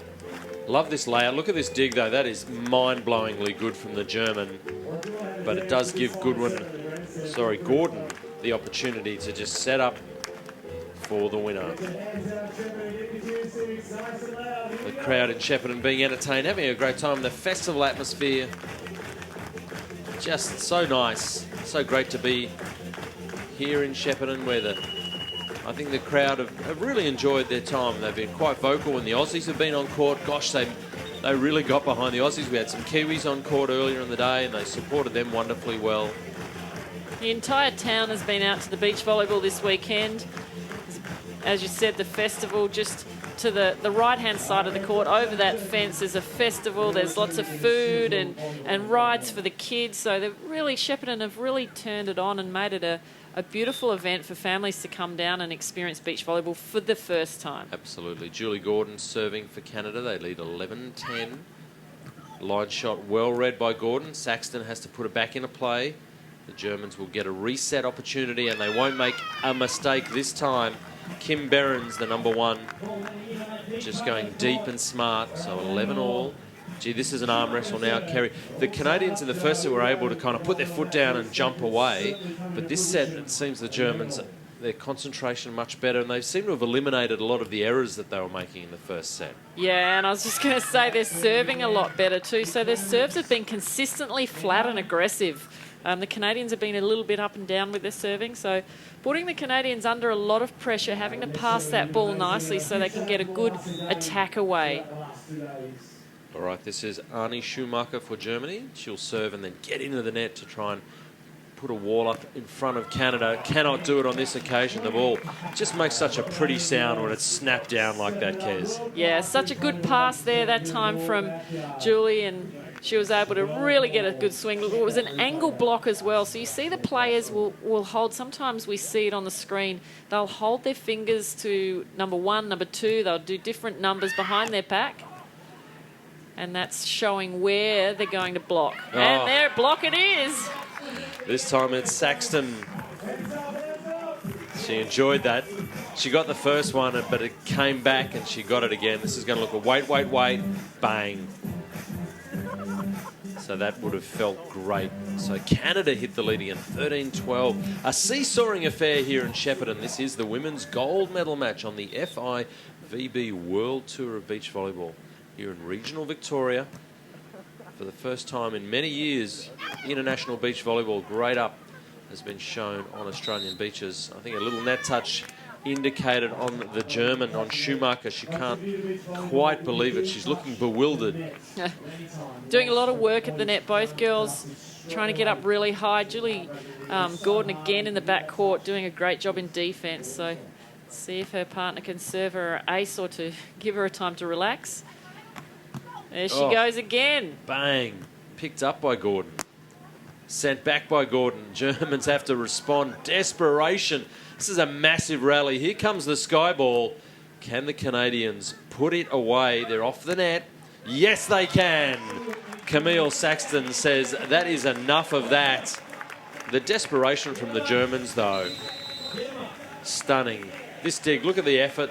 Running through the sand like that, not easy. But the best they could do was really a free ball carry. Absolutely, and the Canadians handled it really well. They put it up high still. She saw the retreating blocker there and just pounded it to the corner. So Canada really taking that little bit of a lead now. They need to hold on to this. All they need to do is hold now for the next few points. It looks like the Germans are really sucking in the big ones. It looks, in terms of fitness and composure at the moment, Canada look a little bit more, calm and composed. The Germans did have a tough time of that last rally, had to put in some big strides in the sand. So let's see if that's taken a toll. It's been a long weekend. They played plenty of matches in difficult conditions, but you have to peak. If you make it to a gold medal match, you've got to peak at that match, haven't you? Yeah, you've got to have something left in the tank, and you've got to be thinking that this is the last match of the day. This is the last set. This is the last point. Every single point is the last point. You've got to give the same amount of effort for each one. You can't leave anything in the tank for the next match because there is no next match. 15-12 Canada now. A little comfortable buffer over Germany. The gold medal at stake. That's a nice response, though. Kim Behrens, the German lady, just with a roll shot, not trying to hit the cover off the ball. And that keeps the defence guessing, doesn't it? If you pound one and then you take the pace off it, you don't get to settle as a defender into a pattern. Yeah, Gordon's been so good at digging the deeper balls as well, so perhaps that's a little tactic now that the Germans can use to just play shorter. Nice deep jump serve. Saxton will get a swing at it into the block. Germany will struggle to get that ball back into play. They just can't do it. Well, Saxton ran a long way to hit that ball from the pass, but she was able to just wipe it through the hands of the blocker. Look at that effort, staying nice and low in defence, keeping her body down, but she couldn't get there in time. Very frustrating as a defender. So here we go. Germany getting another play. Camille's going to put it over on two. There is a net touch violation on the German. That is exactly the wrong thing that they wanted at that time. Arnie Schumacher has been pinged for touching the net, and that's spirit crushing, isn't it, Kerry? Yeah, it is, especially when Behrens was doing so well at digging everything that was flying around in the backcourt. So not a good sign for Germany right now. They got another opportunity, and they make it deep into the corner. So nice little back play there for Germany. And maybe they can pick up a few points here. And Julie Gordon just inquiring. Yeah, I think she was wondering whether that was a double touch of sorts or net touch. Well, that's not sure. Not going to help. Just placing a little bit of mental pressure in the umpire's mind. Maybe they'll get the next 50-51 as a result, so that's okay. It's going to be Saxton having a little roll shot down the line, not trying to overcook it. And they've now got the scoreboard pressure on their side, haven't they, Kerry? Absolutely. So Canada have not the pressure. They have the confidence. They just need to hold it. Germany need to do something extra. 18-14 now. Canada leading Germany in the second set of this gold medal match. That will make it 19-14. And it is hard to see how Germany can get back into this match. Kim Behrens, Arnie Schumacher, at the moment, staring down the silver medal, I'm afraid, Kerry, unless they do something radical. Yeah, need to tighten up that set a little bit. It was just too close to the net. And the passing. Canada's chance. Gordon takes it. Well, the wheels are falling off apace here for Germany because Canada, at 1-0 in 2014, have got championship point here in Shepparton. They've got 6 opportunities to win the whole thing. This is for the gold. Trouble ball. Can Germany do something with it? They'll get an opportunity perhaps to make a block. But no, they can't do it. And it is a fairy tale finish for this wonderful combination. The number 2 seeds from Canada, Julie Gordon and Camille Saxton, have found gold in the sands of Shepparton. Congratulations to them. For Kim Behrens and Arnie Schumacher from Germany, they will have to settle for silver. And what a valiant effort from Germany, and both teams coming all this way to Australia for our one-star FIVB World Tour event, the first one of the year. They'll be hanging around for the next FIVB event in a couple of weeks' time. And, you know, they've both played so well under trying conditions, so hot yesterday, but probably a lot nicer today. They had a little bit of wind to contend with, but the Canadians most definitely handled that better today. And as you look at the scoreboard, 21-17, 21-14, it actually got easier for Gordon and Saxton on the scoreboard anyway. They did a nice job to finish that match off. So there is your podium, folks. The team of Julie Gordon and Camille Saxton from Canada have taken the gold. Kim Behrens and Amy Schumacher from Germany, the silver, and Phoebe Bell and Nikki Laird from Australia will be on the podium with the bronze. Here are some highlights of the match. They had their moments, Germany. They did serve well, it should be said. That was one of the strengths of their game. That little knuckleball, well, she can't believe it went over. It was a complete mishit, but it's good she had a sense of humour. This was a nice play down the middle. Good desperation shown by Germany, but ultimately Gordon and Saxton for Canada, they just had better ball control, made less errors, and did a nice job.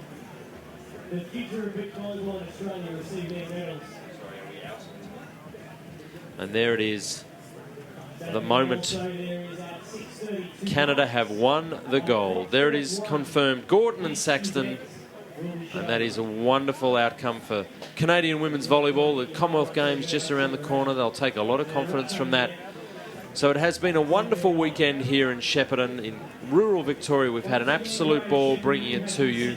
We can confirm gold in the men's to Australia, gold in the women's to Canada, but beach volleyball was the winner. Kerry, what a great weekend it's been. Fantastic weekend. Thanks, Jonathan. You've been an awesome commentator. Look, these ladies, the Germans, they'll be going back to Germany with a silver medal. Nothing to be upset about. But look, Julie Gordon and Camille Saxton, really, really happy that they made the trip and it's paid off for them. Absolutely. So fabulous scenes. We will wrap up now from beautiful Park Lake in Shepparton in country Victoria. It has been a privilege to bring you the FIVB World Tour of Beach Volleyball. I'm Jonathan Fogarty on behalf of my good friend Kerry Pottars. Thank you for joining us. Until we see you in 2 weeks' time at Manly Beach for the Women's World Tour. Hope you have fun out there in the volleyball world, friends. We'll see you next time.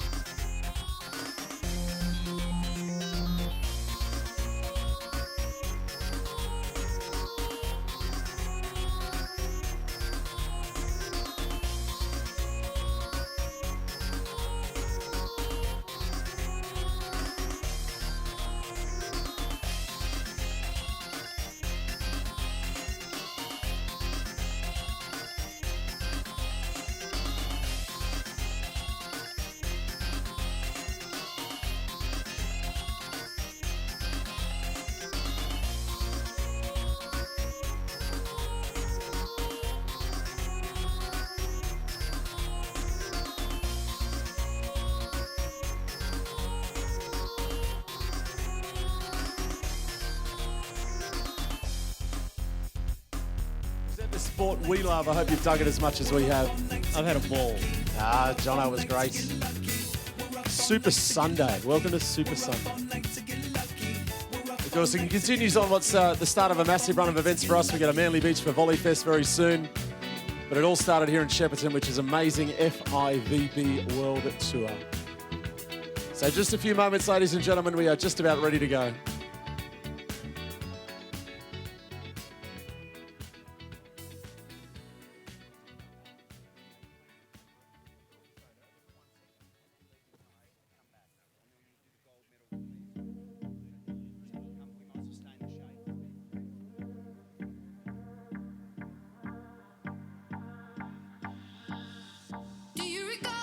Not long ago, when you would walk on the sidewalk, innocent, remember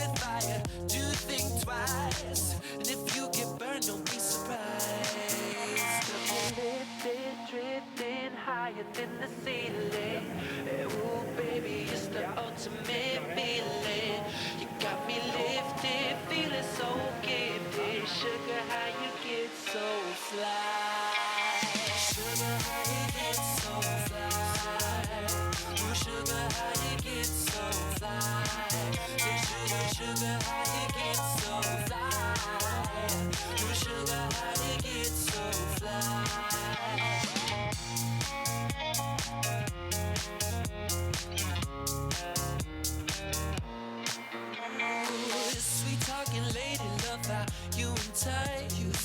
Sugar with just the right amount of spice. I'm in the loop and everyone's desire. She's out to get you, you can't run, you can't hide.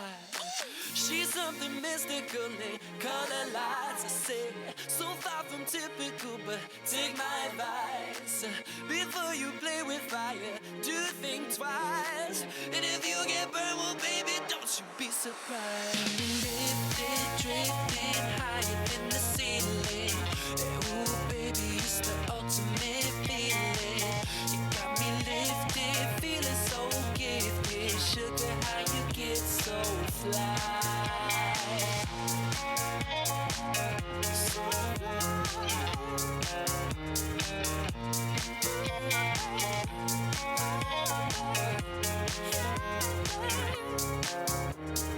Well, ladies and gentlemen, boys and girls, beach volleyball fans, we will shortly commence the awards ceremony for the 2017 FIVB World Tour right here in Shepparton while we prepare to commence these proceedings. Of course, today ends the first ever one-star FIVB Beach Volleyball World Tour event. 2 days of epic world-class beach volleyball competition, which has absolutely had it all. This single elimination event saw Australia, Austria, Canada, Germany, Japan, New Zealand, Sweden and the USA all compete to take out the title.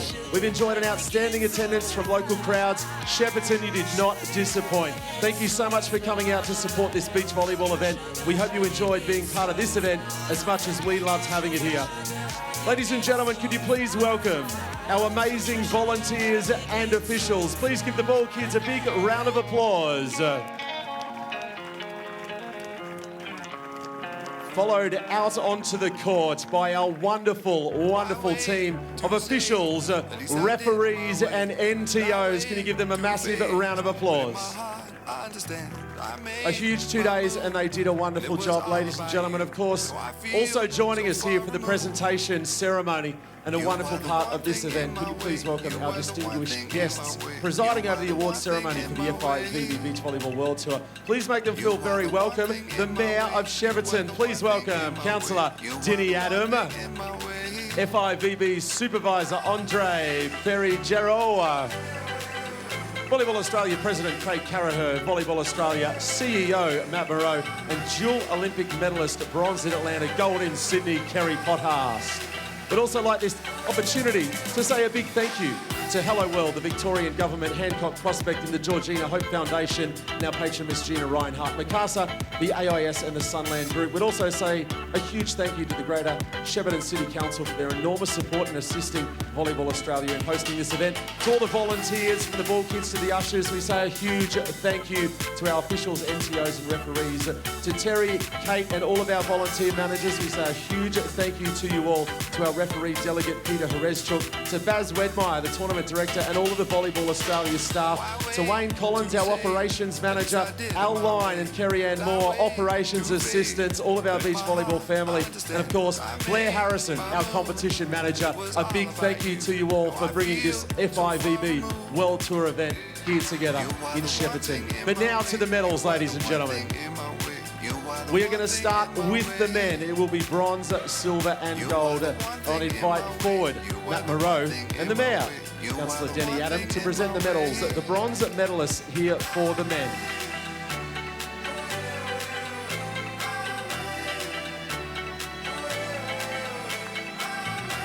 Absolute crowd favourites. They're going to make their way around. Ladies and gentlemen, I present to you your bronze medalists from New Zealand, Ben O'Day and Sam O'Day. Give them a huge round of applause. They play a wonderful brand of volleyball. They fought a torrid semi-final, just missed the gold medal match, but represented the country with distinction and pride and won a bronze medal, so well done to you. I'd now invite forward Andre Perigino and Kerry Potthast to present the silver medals. Please congratulate Zach Schubert and Cole Durant. Andre and Kerry with the silver medals. Of course, from Australia, we saw an all-Australian final, so the silver medal. A big congratulations to the boys there, Zach and Cole. A big thanks to Andre and Kerry there presenting the medals.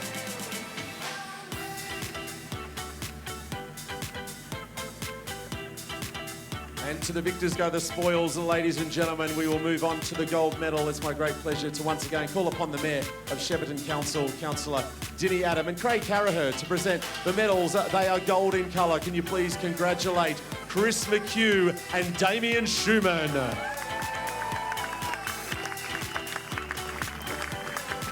Congratulations to all of our athletes. But to atop the podium with a gold medal, Chris McHugh and Damien Schumann.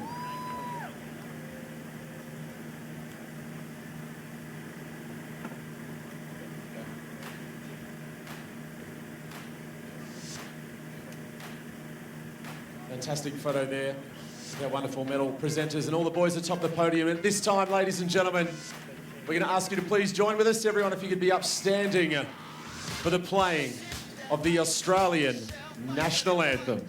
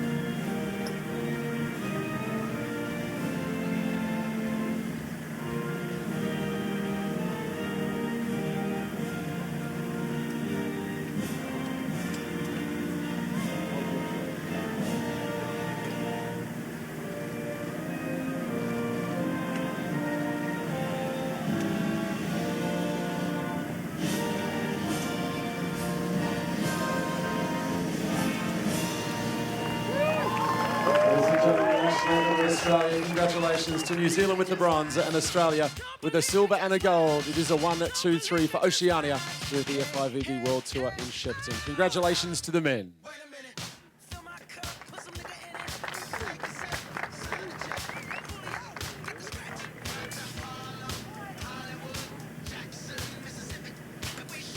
So as the men exit this amazing centre court arena, ladies and gentlemen, we will turn our attention, of course, to these wonderful women athletes. We will begin the presentation for them. We will start again with the bronze and then the silver and the gold again. I would call upon the Mayor, Councillor Dinny Adam, here to come and assist Matt Moreau. With the bronze medal, ladies and gentlemen, it will go to the green and gold. Please congratulate from Australia the athletes Nikki Laird and Phoebe Bell.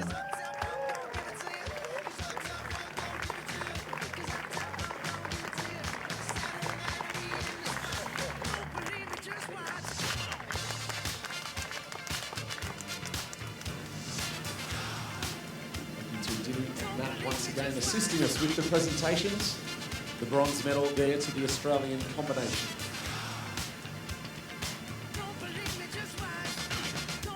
So well done to the girls there. The Aussie combination, Nikki Laird and Phoebe Bell, FIVB World Tour Shepparton, and a bronze medal.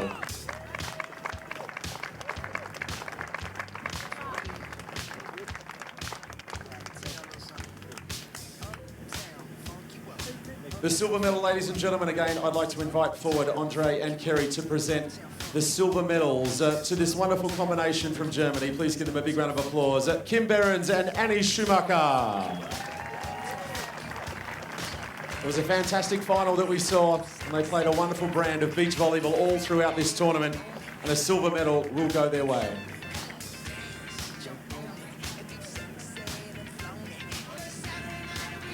So congratulations to them, this combination from Germany with a silver medal. Big thank you to Andre once again and Kerry. Some amazing FIVB events between those two, presenting those medals. Some amazing Olympic medals as well. Presenting the silver here at FIVB World Tour Shepparton to Kim and Annie. It is a silver medal to Germany. Please give them another big round of applause.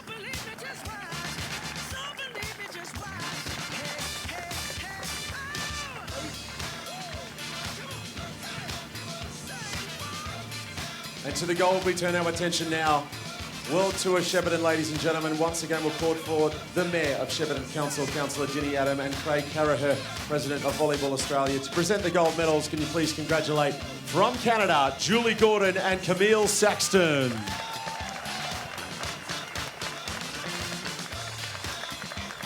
In a fantastic final, the Canadian team. Absolutely fantastic. And a gold medal will be theirs. So big thank you to Dinny and Craig doing the duties there with the gold medals.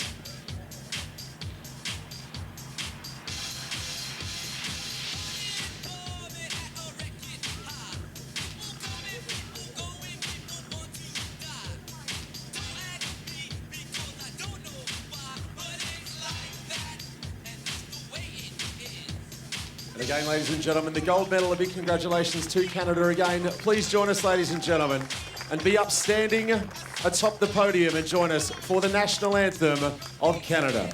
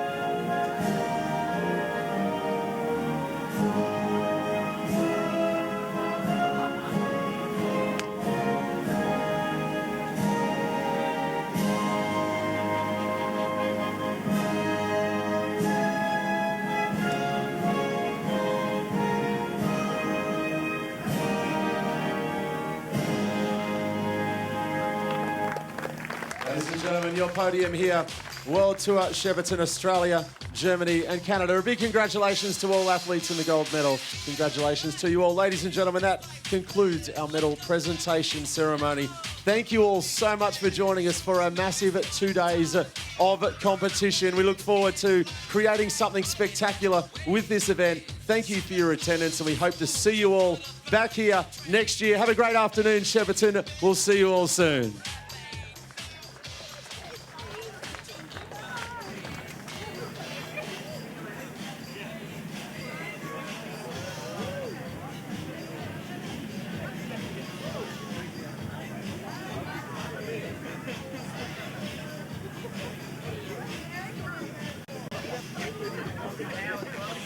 Now it's